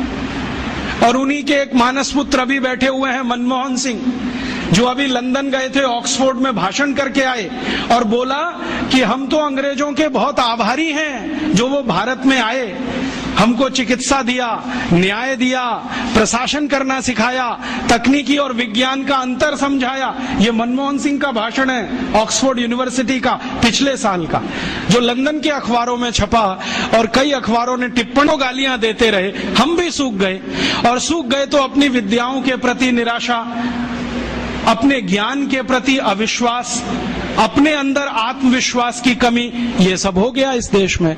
और इसी के चक्कर में सब छूट गया, और वो ऐसा छूटा कि विदेशियों का शासन भी आ गया। उन्होंने क्या किया कि धन के प्रवाह की दिशा बदल दी। पहले भारत में जब अपना शासन रहा होगा तो सबसे ज्यादा रिसर्च आयुर्वेद पे हुआ होगा। फिर अंग्रेज आए तो उन्होंने एलोपैथी को केंद्र बना दिया, और उस एलोपैथी पर ऐसे फंड्स उन्होंने लुटाना शुरू किया कि भारत के बजट का सबसे बड़ा हिस्सा एलोपैथी के हाथ में। आज भी मालूम है 2006 में भारत के बजट में चिकित्सा का जो कुल खर्चा है, एलोपैथी का खर्चा 98% है, और होम्योपैथी, बायोकेमिक, आयुर्वेद, यूनानी बाकी का 2%। जो इस देश की मूल चिकित्सा व्यवस्था थी उसको हमने अलग कर दिया और उसको वैकल्पिक चिकित्सा व्यवस्था कहना शुरू कर दिया। जो मूल चिकित्सा व्यवस्था थी वो ऑल्टरनेट हो गई, और जो ऑल्टरनेट होनी चाहिए थी वो सेंट्रलाइज्ड हो गई। और इस सेंट्रलाइजेशन में क्या हुआ, हमने इस देश में लाखों करोड़ों रुपए जो खर्च किए एलोपैथी के ऊपर, उसका प्रचार किया, या कहें तो दुष्प्रचार किया। वो दुष्प्रचार इतना घुस गया मानस में कि गांव का भी साधारण आदमी अब इंजेक्शन ही लगवाता है, उससे कम पे उसको संतोष नहीं आता। और जो डॉक्टर 8-10 गोलियां लिख दे तो वो बड़ा डॉक्टर है, और जो एक गोली से ठीक कर दे वो छोटा डॉक्टर है, और जो बिना गोली के ठीक कर दे वो तो मूर्ख है। जो आपको ये समझाए कि भैया ये बीमारी तुम्हारी जीवन शैली की गड़बड़ी से है, तुम जीवन शैली बदल लो, क्या फालतू बात करते हो, आप कोई डॉक्टर हो? और जो आपकी जीवन शैली की बीमारी में 20 गोलियां खिलाए, सवेरे 4 खाना गोली, दोपहर को 4 खाना, शाम को 4 खाना, गोली ही गोली खाना, रोटी मत खाना, रोटी की जगह गोलियां खाना, सब्जी मत खाना, जैसे सब्जी खाते हो ना वैसे गोलियां खाना, भर भर के हथेली, और कहना हम बहुत स्मार्ट हैं क्योंकि इतनी गोलियां खाते हैं, 500 रुपए फीस लेता है, उस डॉक्टर के पास जाते। ये घुस गया, और ये घुस गया है, अब इसको निकालने की बात है। ये निकलेगा नहीं वायरस तब तक इस देश की चिकित्सा पद्धति वैकल्पिक रहेगी और बाहर से आई हुई मुख्य हो जाएगी। इस वायरस को निकालना है वो हम सबको। कैसे निकालें? पहले तो अपने ऊपर विश्वास करना सीखें कि हमारी चिकित्सा पद्धति में बहुत दम है। इसके दम के कुछ उदाहरण बताता हूं। जो भगवान राम के भाई लक्ष्मण बेहोश हो गए और सुषेण ने जब नाड़ी देखी, ये तो गया, अब बचने की कोई संभावना नहीं, तब हनुमान जी को कहा जाके लाओ जल्दी से, मैं कुछ देर तो जीवन बचा सकता हूं, बाकी आगे की गारंटी नहीं है। हनुमान जी गए, संजीवनी बूटी लेके आए, और सुषेण ने संजीवनी सूंघाई, खिलाई नहीं, सूंघाई, और लक्ष्मण जीवित हो गए। तो कोई तो है दम भाई, ऐसा तो नहीं है सूंघने मात्र से वो जीवित हो गए। हम तो ये महाभारत की कहानी देखते हैं, युद्ध चला है, और आप जानते हैं भयंकर युद्ध चला है। भारत के पिछले हजारों साल के इतिहास में सबसे भयंकर युद्ध हुआ है तो महाभारत का युद्ध हुआ है, जिसमें थोड़े बहुत नहीं लाखों लोग मारे गए। लेकिन उस युद्ध में बार बार हमें ये पता चलता है कि सवेरे से शाम तक युद्ध होता है, रात को सभी पालों के वैद्य अपने अपने घायल सैनिकों के घावों पर मरहम लगा रहे हैं, लेपन कर रहे हैं, और अगले दिन वो फिर युद्ध के लिए तैयार हो रहे हैं। ऐसी कौन सी चिकित्सा पद्धति दुनिया में है जो 12 घंटे में आदमी को लड़ने के लिए तैयार कर दे? और महाभारत की ऐसी एक नहीं सैकड़ों कहानियां, उसमें से तो एक कहानी मैं बताता हूं। कौरवों की कहानी जानते हो? 100 थे। एक माता के 100 पुत्र कैसे हो गए? एक माता के 100 पुत्र कैसे हो गए? और अद्भुत बात जो समझने की है, वो 100 के 100 सभी पुत्र एक जैसे, ऊंचाई में एक जैसे, चौड़ाई में एक जैसे, लंबाई सबकी बराबर, हाथों की लंबाई बराबर, शरीर सबका एक जैसा, चेहरा सबका एक जैसा। बड़ा मुश्किल पहचानना। तो ये तो भाई कोई क्लोनिंग हुआ हो तभी संभव है, वरना कैसे संभव है?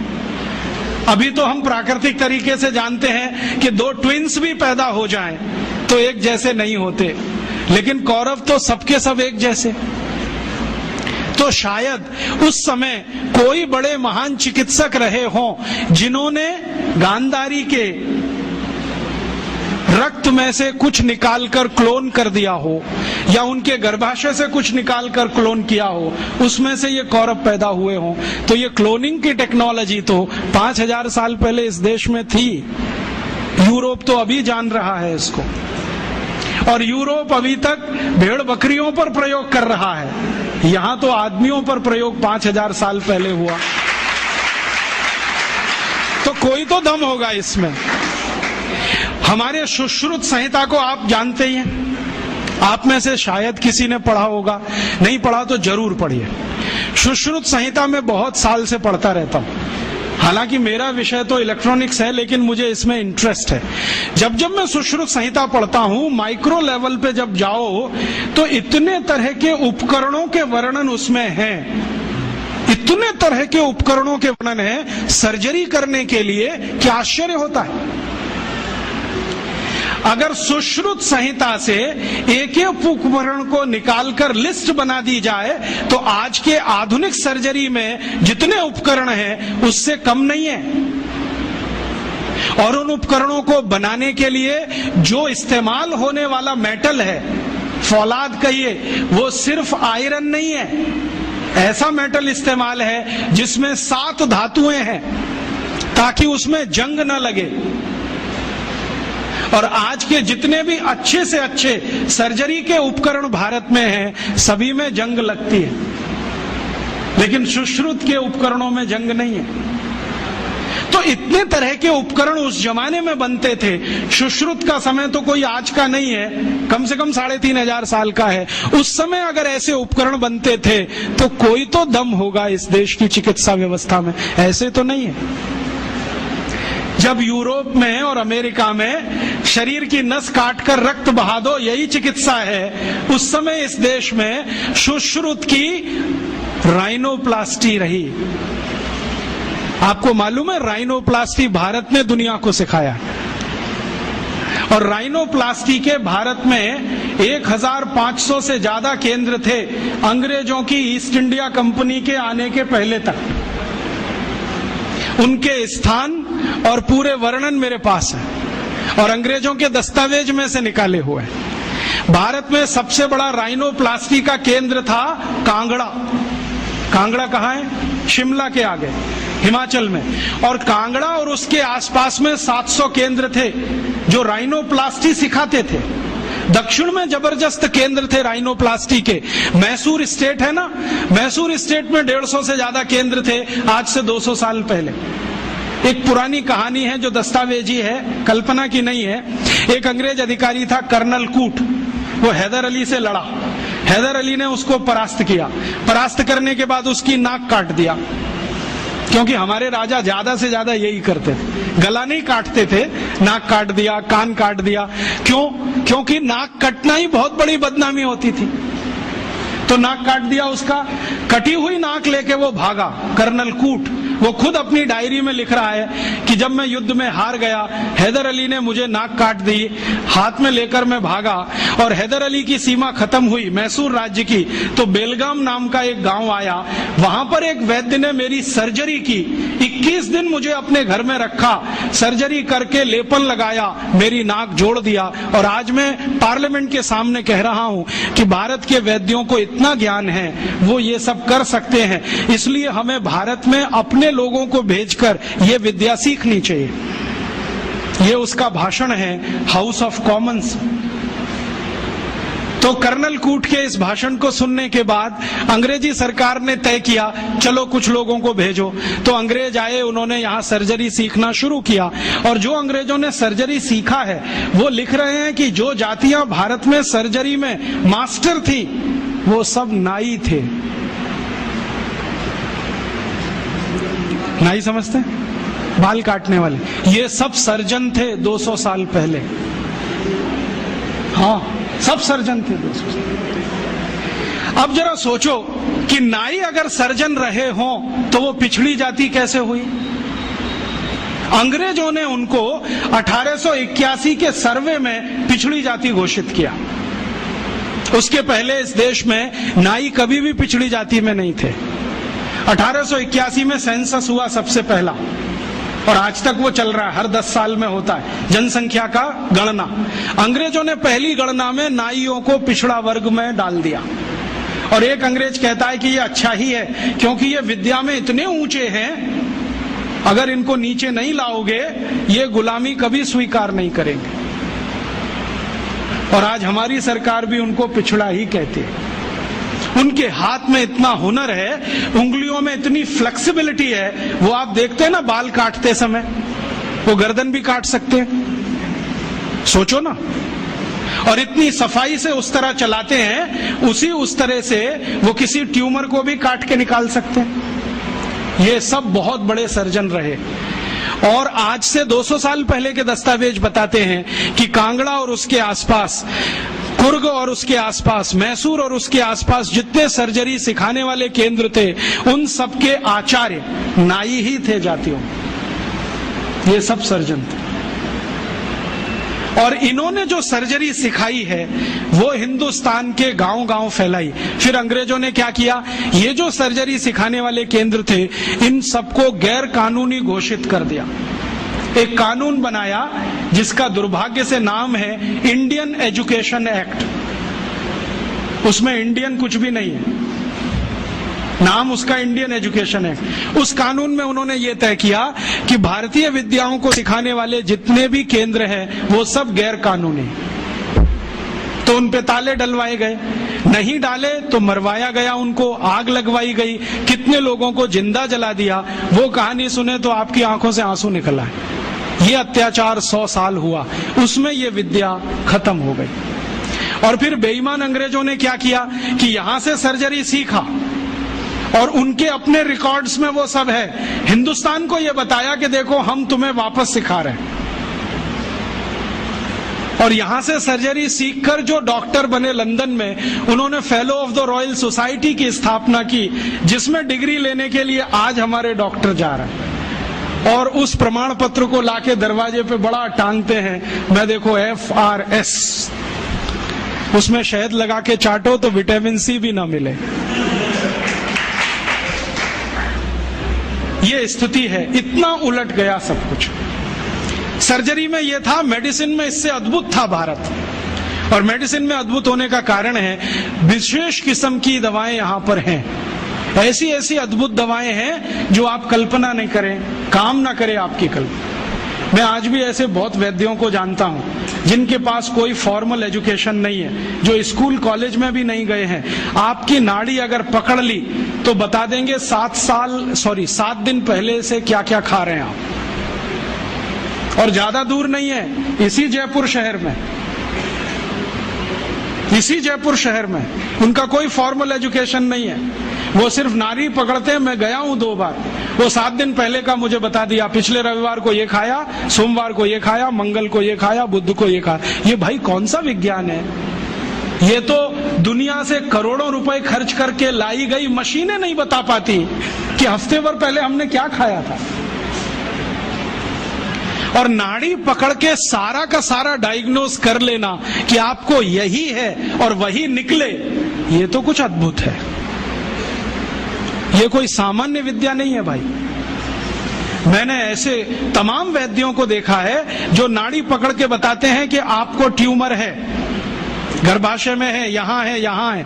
और हम जब आधुनिक चिकित्सा शास्त्र में परीक्षण कराते हैं वही निकलता है। एक वैद्य तो मैंने ऐसे भी देखे हैं केरल में, कोटक्कला में, वो साइज बता देते हैं, इस साइज का है, नाड़ी पकड़ी और बता दिया इस साइज का है, और वही निकलता है।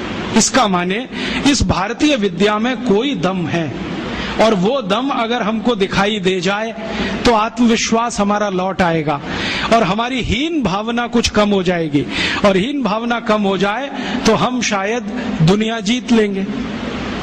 गोस्वामी तुलसीदास ने एक बहुत अच्छी बात कही है, मन के हारे हार है, मन के जीते जीत। जो मन से हार गया वो सब कुछ हार गया। आप मन से हारना बंद कर दो, बहुत कुछ जीतने के लिए इस देश में। एक ताजा उदाहरण देता हूं। आजकल भारत में एक खराब बीमारी घुस गई है, चिकनगुनिया। लाखों लोग प्रभावित हैं। मैं 6 महीने से गांव-गांव घूम के उसका इलाज कर रहा हूं, और आपको सुनकर ताज्जुब होगा, ज्यादा लोगों को इलाज में मैं एक ही बात बताता हूं, तुलसी का काढ़ा पी लो, नीम की गिलोय होती है ना, उसको भी उसमें डाल लो, थोड़ा सूंठ डाल लो, थोड़ी छोटी पीपर डाल लो, बस ये 4-5 चीजें, और थोड़ा गुड़ डाल लो, क्योंकि ये कड़वा इतना है कि पी नहीं पाओगे। इतने मात्र से 3 खुराक में बीमारी ठीक हो रही है। और जो एलोपैथी से कर रहे हैं ना, बोवेरॉन के 3-3 इंजेक्शन ठोक दो, डाइक्लोफेनेक दे दो, और पैरासीटामोल भी दे दो, जो तुम्हारे पास है सब दे दो। 20-20 दिन से बिस्तर में पड़े तड़प रहे, 20-20 दिन से। अभी आज मैं आया भीलवाड़ा से, और आने का देरी का कारण भी यही है कि वहां 1 लाख लोग चिकनगुनिया से पीड़ित हैं। वहां डॉक्टर आते हैं, राजीव भाई जरा बताओ ना। मैंने कहा अपना इंजेक्शन खुद क्यों नहीं ठोक लेते? कहते हमें मालूम है इसके साइड इफेक्ट क्या है, तो पेशेंट को क्यों नहीं बताते? इतने हरामखोर हो, तुम्हें मालूम है कि इसका साइड इफेक्ट क्या है, वोवेरॉन लगाएंगे तो क्या होने वाला है, मुंह में छाले हो जाएंगे, गले में छाले हो जाएंगे, अल्सर भी हो सकता है, तुम जानते हो, फिर पेशेंट को क्यों नहीं बताते? ये हरामखोरी तुम में कहां से आ गई? अपने को इंजेक्शन ठोकोगे नहीं, उसको ठोकते जाओ, तुम्हें मालूम नहीं है ठीक नहीं होगा, फिर पैरासीटामोल देते जाओ, डाइक्लोफेनेक देते जाओ, नोवलजीन के इंजेक्शन लगाते जाओ। और दुर्भाग्य से एलोपैथी ने ये सब नाम 20 साल पहले बैन कर दिए। वो कहते हैं डाइक्लोफेनेक खराब है, पैरासीटामोल तो और भी खराब है, नोवलजीन तो 1984 से बैन है यूरोप में और अमेरिका में, वही इंजेक्शन यहाँ ठोक रहे हैं लगातार। दुष्परिणाम है कि मरीज ठीक ही नहीं हो रहे। और मैं आपको मेरा अपना तजुर्बा बताता हूं, आप में से कुछ विद्यार्थी होम्योपैथी के हैं, आप जानते हैं कि होम्योपैथी की बहुत सारी दवाएं आयुर्वेद से ही निकली। तुलसी है ना, उसी से ओसीमम है। ओसीमम की 3-3 खुराक देके कर्नाटक में 70,000 रोगियों को चलता कर दिया, और वो 20-20 दिन से एलोपैथी खा रहे थे, रिजल्ट नहीं आ रहा है। ओसीमम 200 की 3 खुराक सफिशिएंट, और आदमी 20 दिन से तड़प रहा है बिस्तर में, न नींद आ रही है, न चैन मिल रहा है, इतनी उल्टियां हो रही हैं, बुखार उतर नहीं रहा है, सब तकलीफ है। 3 डोज दो, खत्म कहानी, माने उसको फिर कुछ जरूरत ही नहीं। और फिर आज स्थिति यह है कि कर्नाटक सरकार ने हमारे ये कैंपों के रिजल्ट देखने के बाद अपने डायरेक्टर्स और जॉइंट डायरेक्टर सबको लाइन से लगा दिया, जाओ राजीव दीक्षित के पास, सीखो उससे वो क्या दे रहा है और रिजल्ट क्यों आ रहा है। हमने 70,000 पेशेंट को दवा दी, 6 मरे, और उन्होंने 1,22,000 को दी, उसमें से मुश्किल से 6 बचे। ये कर्नाटक का हाल है। कर्नाटक में चिकनगुनिया इतना बुरी तरह से फैला है, कोई गांव नहीं बचा जहां चिकनगुनिया ना हो। मेरी तो स्थिति यह है कि कार्यकर्ता कम पड़ गए, डॉक्टर कम पड़ गए।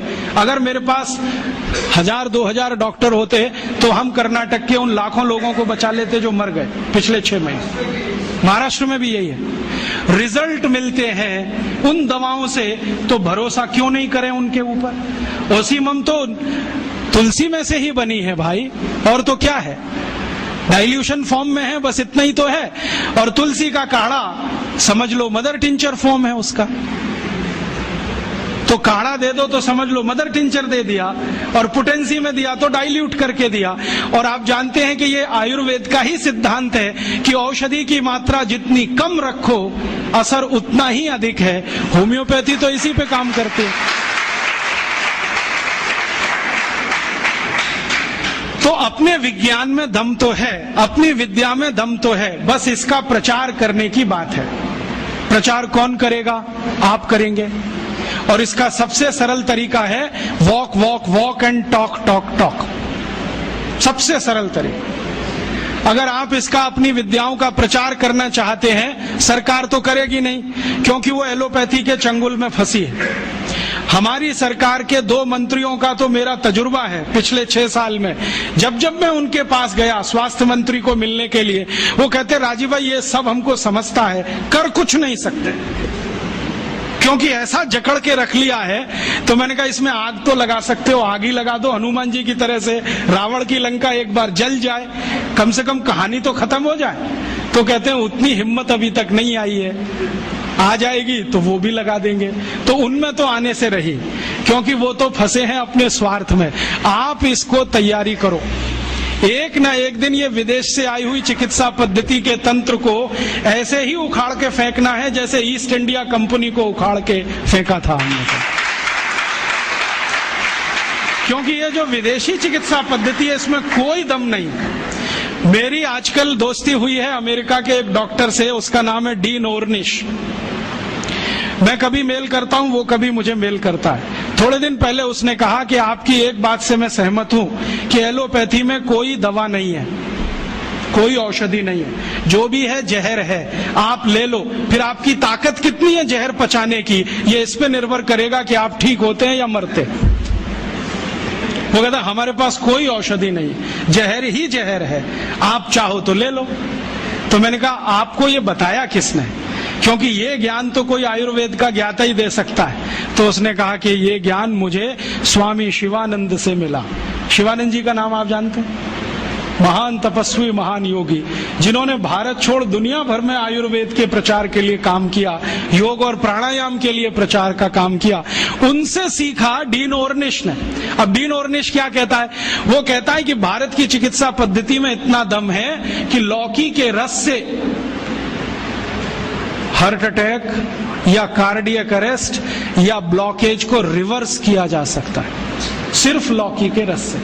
और वो क्या करता है, अमेरिका कनाडा में शिविर लेता है, 500-500 रोगियों को बुलाता है, स्त्री और पुरुष सबको, और एक ही बात बताता है, लौकी का रस पियो। अब लौकी तो होती नहीं वहां, क्योंकि लौकी जो है ना ठंडे देश में हो नहीं सकती, तो लौकी यहां से जाती है। एक बार मैंने उसको ईमेल करके पूछा, भाई आप लौकी कहां से मंगाते हैं? तो उसने कहा भारत से। भारत में कहां से? उसने कहा हैदराबाद के पास कोई गांव है, वहां के कुछ किसानों से मैंने कॉन्ट्रैक्ट साइन किया है, वो रोज लौकी बनाते हैं, माने उगाते हैं। फिर हैदराबाद एयरपोर्ट से सवेरे की पहली फ्लाइट उड़ती है 3:30 बजे, उसमें लौकियां भर के जाती है। तो मैं गया वो गांव देखने के लिए, तो वहां कुछ किसान हैं जिन्होंने उससे डील किया हुआ है, उनकी पूरे खेत में लौकी ही लौकी लगा रखी है, और उन्होंने गाय रखी हुई है, गाय का गोबर ही डालते हैं। क्योंकि डीन ऑर्निश कहता है कि जो यूरिया का डाला तो लौकी काम ही नहीं आती, हाँ रिवर्सल नहीं होता, तो गाय के गोबर से लौकी बनाते हैं। और जो एक लौकी भारत में तो मुश्किल से 2 रुपए की बिकती हो, वो किसान डीन ऑर्निश को 60-65 रुपए में एक लौकी बेचते हैं। डीन ऑर्निश कहता है मुझे घाटा नहीं है, क्योंकि ये मैं $50 में बेचता हूं। $50 माने 50 गुणा 45, एक लौकी बेचता है।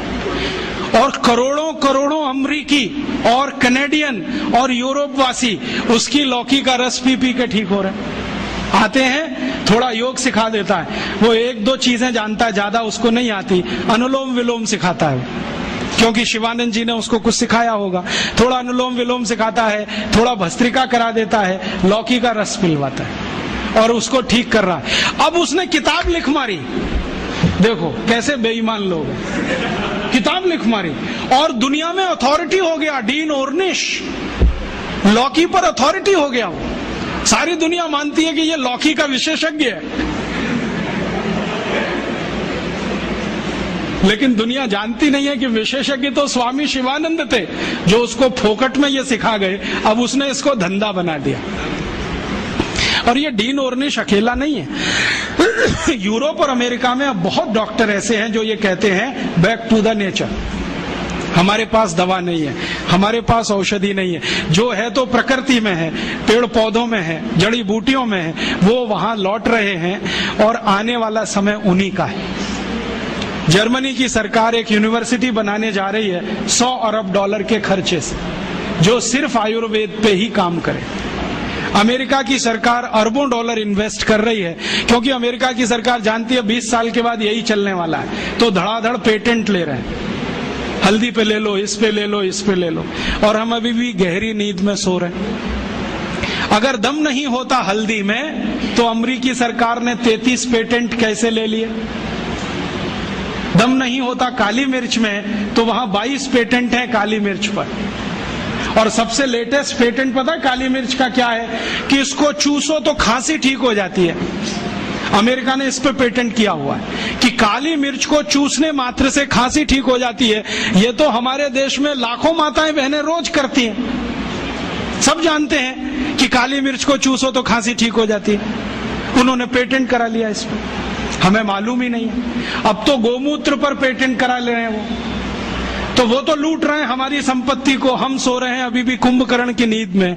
तो मैं आपसे कहने आया, जागो, इस भारतीय चिकित्सा व्यवस्था का प्रचार करो, और इतना प्रचार करो कि ये एलोपैथी बह जाए यहां से, क्योंकि हमें ये चाहिए नहीं और इसकी हमें आवश्यकता भी नहीं है। बहुत लोग कहते हैं जी कुछ तो आवश्यकता है, कहाँ? सर्जरी में। तो हम सर्जरी अपनी लाएंगे, यूरोप वाली सर्जरी में क्यों जाएंगे? हमारे यहाँ जो सर्जरी होती थी 200 साल पहले, उसको रिवाइव करेंगे, उसके स्कूल खोलेंगे, उसके कॉलेज खोलेंगे। कहीं ना कहीं गांव में कोई ना कोई विशेषज्ञ मिलेगा, उसको गुरु बनाएंगे, उससे सीखेंगे, वो आगे सिखाएगा सबको। तो हम तो अपनी चीजें पे जाएं, उनका भरोसा करें, उनको प्रचारित करें और इनको आगे बढ़ाएं। ये ताकत आप सब में है, बस आप एक बार संकल्प लेके काम करो। और संकल्प लेके काम कैसे करें? आप बोलोगे जी अपने पास तो समय नहीं है। समय तो आप सबके पास है, लेकिन समय का नियोजन नहीं है। हमारे पास बहुत समय है जो हम टीवी के सामने बर्बाद करते हैं, सास भी कभी बहू थी देखने, जिसमें कुछ भी आयुर्वेदिक नहीं है। हाँ, उसमें एक ही कहानी है, किसी की पत्नी किसी के पति के साथ भाग गई, किसी का पति किसी दूसरी की पत्नी के साथ भाग लिया, कोई पुरुष 3 महिलाओं के चक्कर में, कोई महिला 3 पुरुष के चक्कर में। क्यों समय टाइम बेकार कर रहे हो भाई? ये सास भी कभी बहू थी बिल क्लिंटन को देखने की चीज है, क्योंकि वो एक्स्ट्रा मैरिटल अफेयर्स का चैंपियन रहा है। वो देखे तो समझ में आता है, हम क्यों इसमें समय खराब करें? तो ये टीवी में फालतू समय जाता है, इसको बचा लो। और सिनेमा में जाता है वो और ज्यादा बचा लो, क्योंकि सिनेमा में कोई मनोरंजन नहीं है। अब ये क्या मनोरंजन है? एक हीरो एक हीरोइन शुरू में अलग हो जाएंगे, अंत में मिल जाएंगे, बीच में विलेन आएगा, थोड़ी देर डिशुम डिशुम, कहानी खत्म। क्या है मनोरंजन? फिर उसमें कोई हीरो आएगा, 25 मंजिल की इमारत पे चढ़ेगा, कूदेगा, और पेंट भी नहीं फटेगी उसकी, 25 मंजिल से कूदेगा। फिर एक हीरो आएगा, मोटरसाइकिल लेके चलेगा, दीवार तोड़ के निकलेगा, सिर नहीं फटेगा, दीवार फट जाएगी। फिर एक हीरो आएगा, डिशुम डिशुम करेगा, 1 मिनट में 20 गुंडों को मारेगा। अब ये हीरो इतने ही ताकतवर है, तो सरकार ने ट्रक भर भर के कारगिल युद्ध में क्यों नहीं भेज दिया इन सभी? भैया ये हीरो नहीं है, सब जीरो है। मालूम है ये सब दाऊद इब्राहिम के चेले हैं। आपको मालूम है सीबीआई इंक्वायरी चल रही है, एक एक की कलई खुल रही है। पता चला वो दाऊद इब्राहिम के घर में जाके नाच के आते हैं, दाऊद इब्राहिम के दिए गए पैसे से फिल्में बनाते हैं। और दाऊद इब्राहिम इस समय मोस्ट वांटेड क्रिमिनल है, जिसको पुलिस गिरफ्तार करना चाहती है, क्योंकि बम ब्लास्ट सबसे ज्यादा वो ही कराता है। उस दाऊद इब्राहिम के पैसे पे नाच गाना करने वाले ये नचनिए गवनिए, ये हमारी जिंदगी का करोड़ों घंटे खा जाएं, तो ये हमारी मूर्खता है। अपनी इस मूर्खता से थोड़ा बाहर आओ, फालतू में ये समय बर्बाद मत करो। क्योंकि विद्यार्थी जीवन में मैं बहुत सुना करता था, टाइम इज मनी, और इसको आप खर्च कर रहे हो। और आप जानते हैं गया हुआ समय वापस नहीं आएगा। तो ये फालतू समय सिनेमा में, टीवी में जो बर्बाद कर रहे हो, इसको भारतीय चिकित्सा पद्धति के प्रचार में लगाओ। अब आप बोलोगे जी प्रचार कैसे होगा? तरीके मैं बताता हूँ। आप छोटी छोटी टीम बनाओ, ग्रुप बनाओ। आप तो थोड़ा होम्योपैथी जानते हो ना, तो होम्योपैथी में ऐसी बहुत दवाएं हैं जिनको सेलेक्ट करो जिनका बेस आयुर्वेद का है, और खासकर ऐसी बहुत दवाएं हैं जो 100% वेजिटेरियन है, माने फूल पौधे पत्ती से बनी हुई है ना, उनकी एक सूची बनाओ, इन्हीं दवाओं का उपयोग करो। नोजोड्स में जाओ ही मत, जरूरत नहीं है उसकी। मैं होम्योपैथी पढ़ाई करके नहीं, पढ़ पढ़ के सीखा, और मैंने ये तय कर लिया कि जिंदगी में कभी नोजोड्स का इस्तेमाल नहीं करूंगा, कितना भी सीरियस पेशेंट आए। और आपको सुनकर आश्चर्य होगा, मैक्सिमम सीरियस पेशेंट्स को मैं बेलाडोना से ठीक कर लेता हूं।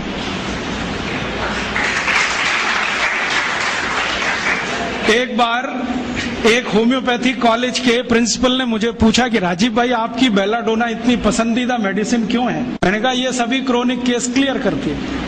कैसे करती है? मैंने कहा ध्यान से देखो तो बहुत सारे पेशेंट में बेलाडोना ही निकलती है। हम ध्यान नहीं देते, इसलिए इधर उधर भटकते रहते हैं।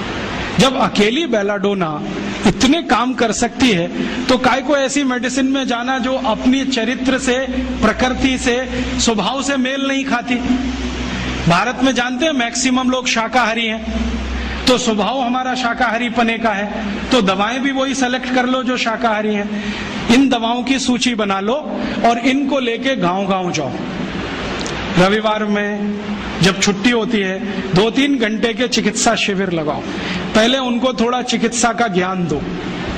हमारे देश में अब मुझे ये समझ में आने लगा है कि किसी भी भारतीय नागरिक को चिकित्सा सुविधा की जरूरत नहीं है, चिकित्सकीय ज्ञान की जरूरत है।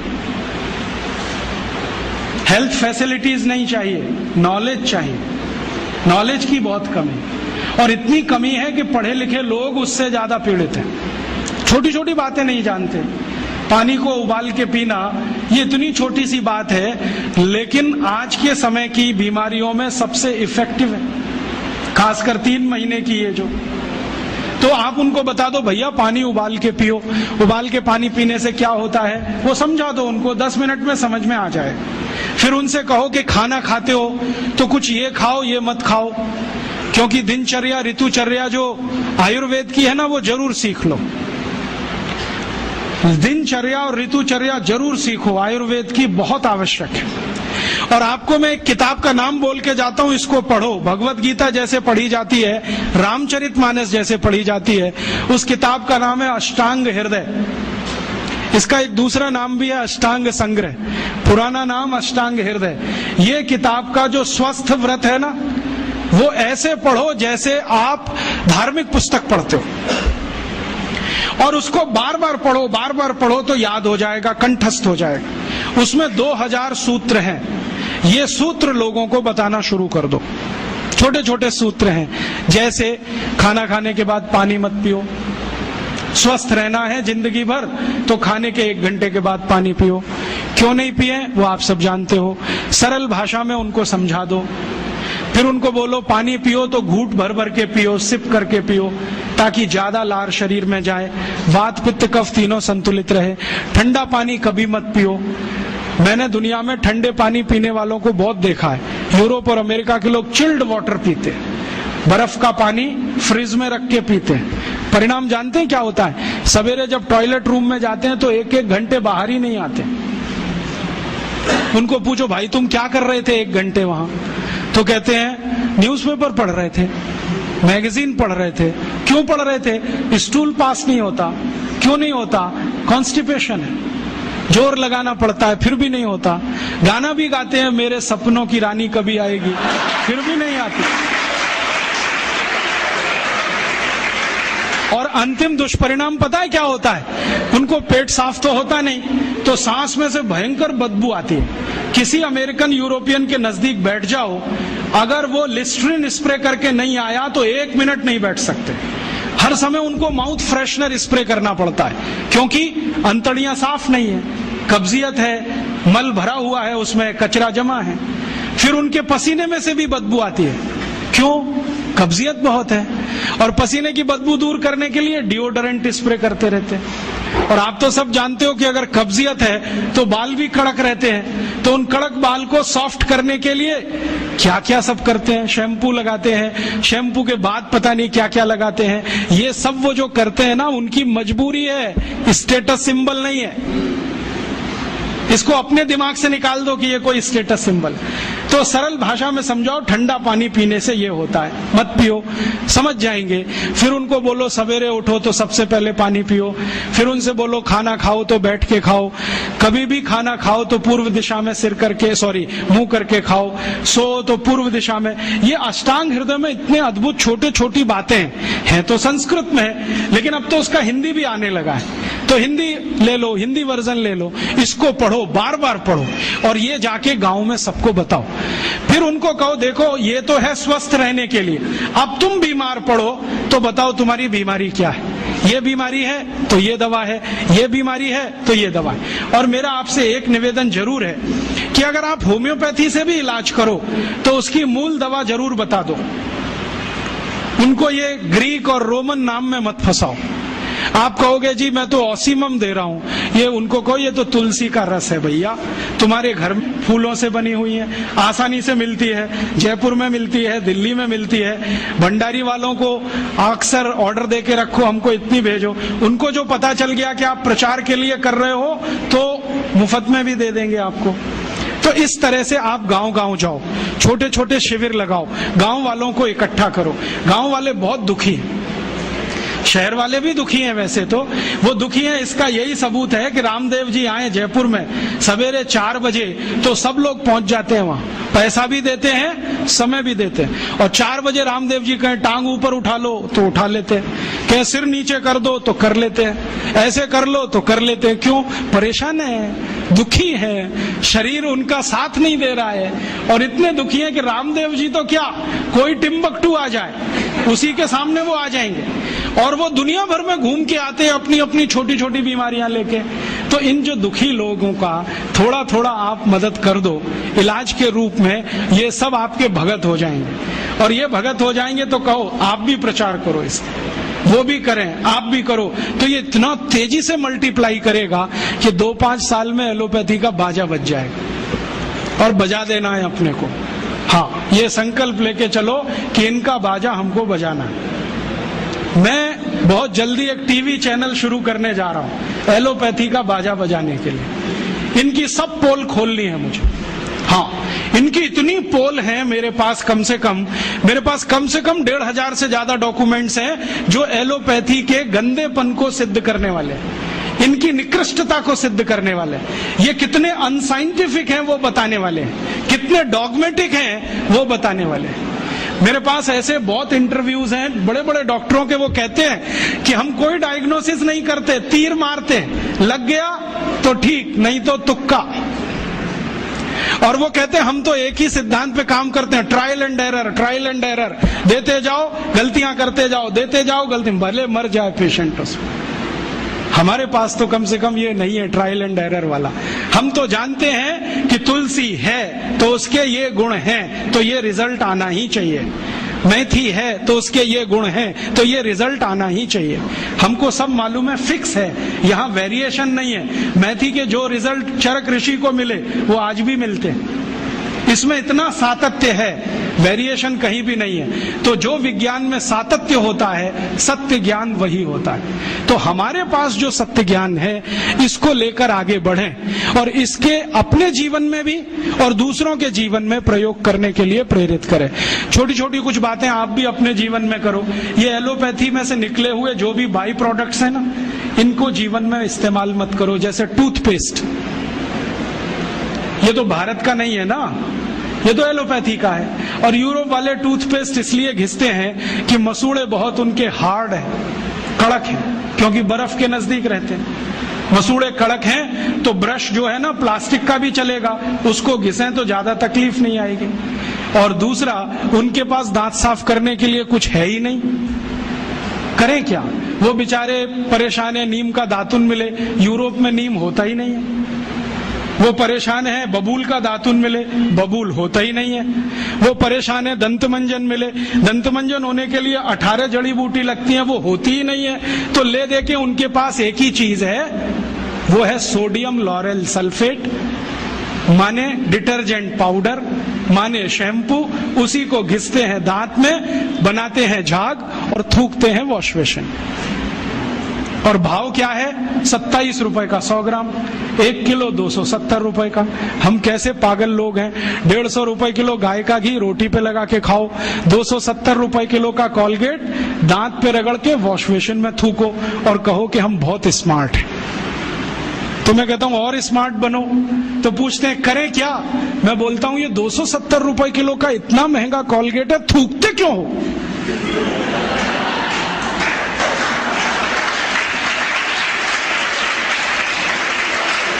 इसी कॉलगेट को रोटी पे लगा लगा के खाओ। और वो कहते भी हैं कि इसमें कैल्शियम है, इसमें मिनरल्स हैं, तो खाओगे तभी तो काम आएगा। और खा नहीं सकते तो इंजेक्शन ले लो कॉलगेट के, नहीं तो एनीमा तो ले ही लो, नहीं तो काम कैसे आएगा वो कॉलगेट। इस मूर्खता में मत फंसो। ये Colgate, Closeup, Pepsodent, Cibaca, Forhans Europe की मजबूरी है, उनके यहाँ कुछ नहीं है। हमारे यहाँ पता है क्या है?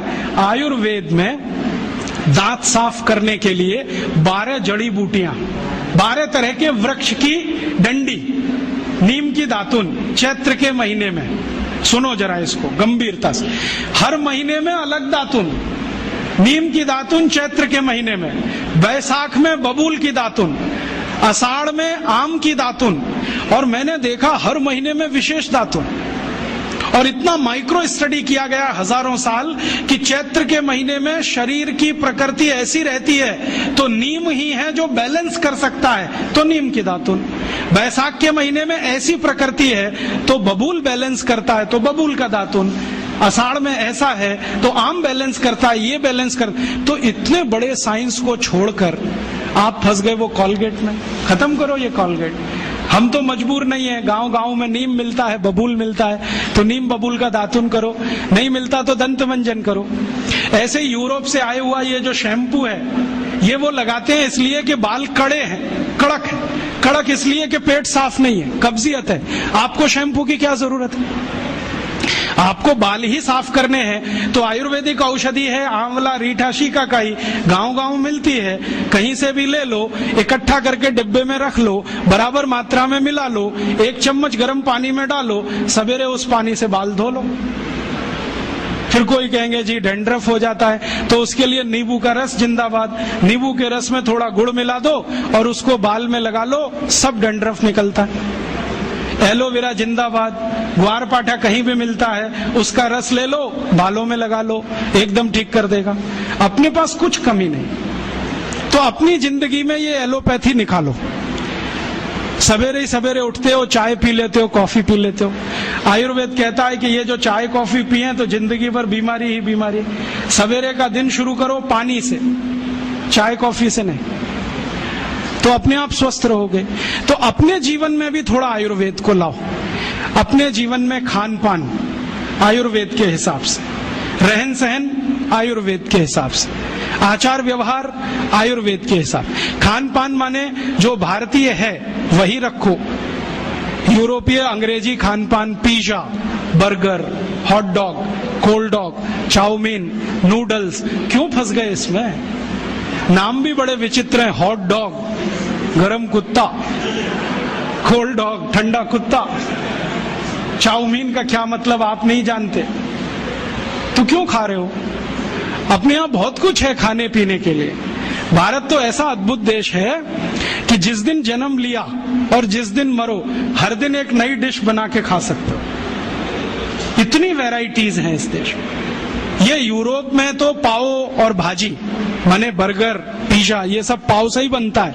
वो उनकी मजबूरी है, क्योंकि गेहूं तो है उनके यहाँ, गेहूं अपने यहाँ भी है, गेहूं का आटा बनाते हैं, हम भी बनाते हैं। आटे को गूंदना नहीं आता उनको, क्योंकि वो टेक्नोलॉजी आज तक वो सीख नहीं पाए, और हमने शायद ट्रांसफर भी नहीं किया होगा। तो आटा गूंदना नहीं आता, आटे को सड़ाना जानते हैं, तो सड़ाते हैं उसको, 20-20 दिन सड़ता है, और वो सड़े हुए आटे से पाव ही बन सकता है, ब्रेड ही बन सकती है। हम तो आटे को गूंदना जानते हैं, गूंदे हुए आटे में 48 मिनट के अंदर कुछ भी बना लो, पूरी है, कचौरी है, रोटी है, पराठा है, नान है, क्या क्या सब बना लो। उनका सड़ा हुआ आटा दो ही चीज बनाएगा, पाव रोटी, डबल रोटी। तो वो पाव रोटी डबल रोटी खाते मजबूरी है, कुछ आता नहीं बनाना, हम क्यों खाएं ये सब? और वहां पाव रोटी खाएंगे सड़ी हुई, तो इसको पचाना है तो कोई एसिडिक चीज पीनी पड़ेगी, तो वो पेप्सी कोक पीते हैं, क्योंकि खाया कचरा है तो पचाना भी वही कचरा, इसलिए पेप्सी कोक पीते हैं। हमको क्या जरूरत है पीने की? हम तो गर्म देश में रहते हैं, हमको तो जरूरत नहीं है। और अगर पेप्सी कोक पीना है तो सोच कर पियो कि इसमें वही एसिड है जिससे टॉयलेट क्लीनर बनता है, और उतना ही एसिड है जितना टॉयलेट क्लीनर में होता है। मैंने एक बार पेप्सी का पीएच कैलकुलेट किया था, 2.4 है, और फिनाइल का पीएच भी 2.4 है, हार्पिक का पीएच भी 2.4 है। तो एक दिन मैंने सोचा हार्पिक से टॉयलेट साफ होता है तो पेप्सी से भी होना चाहिए। मैंने किया और एकदम झकाझक सफेद से।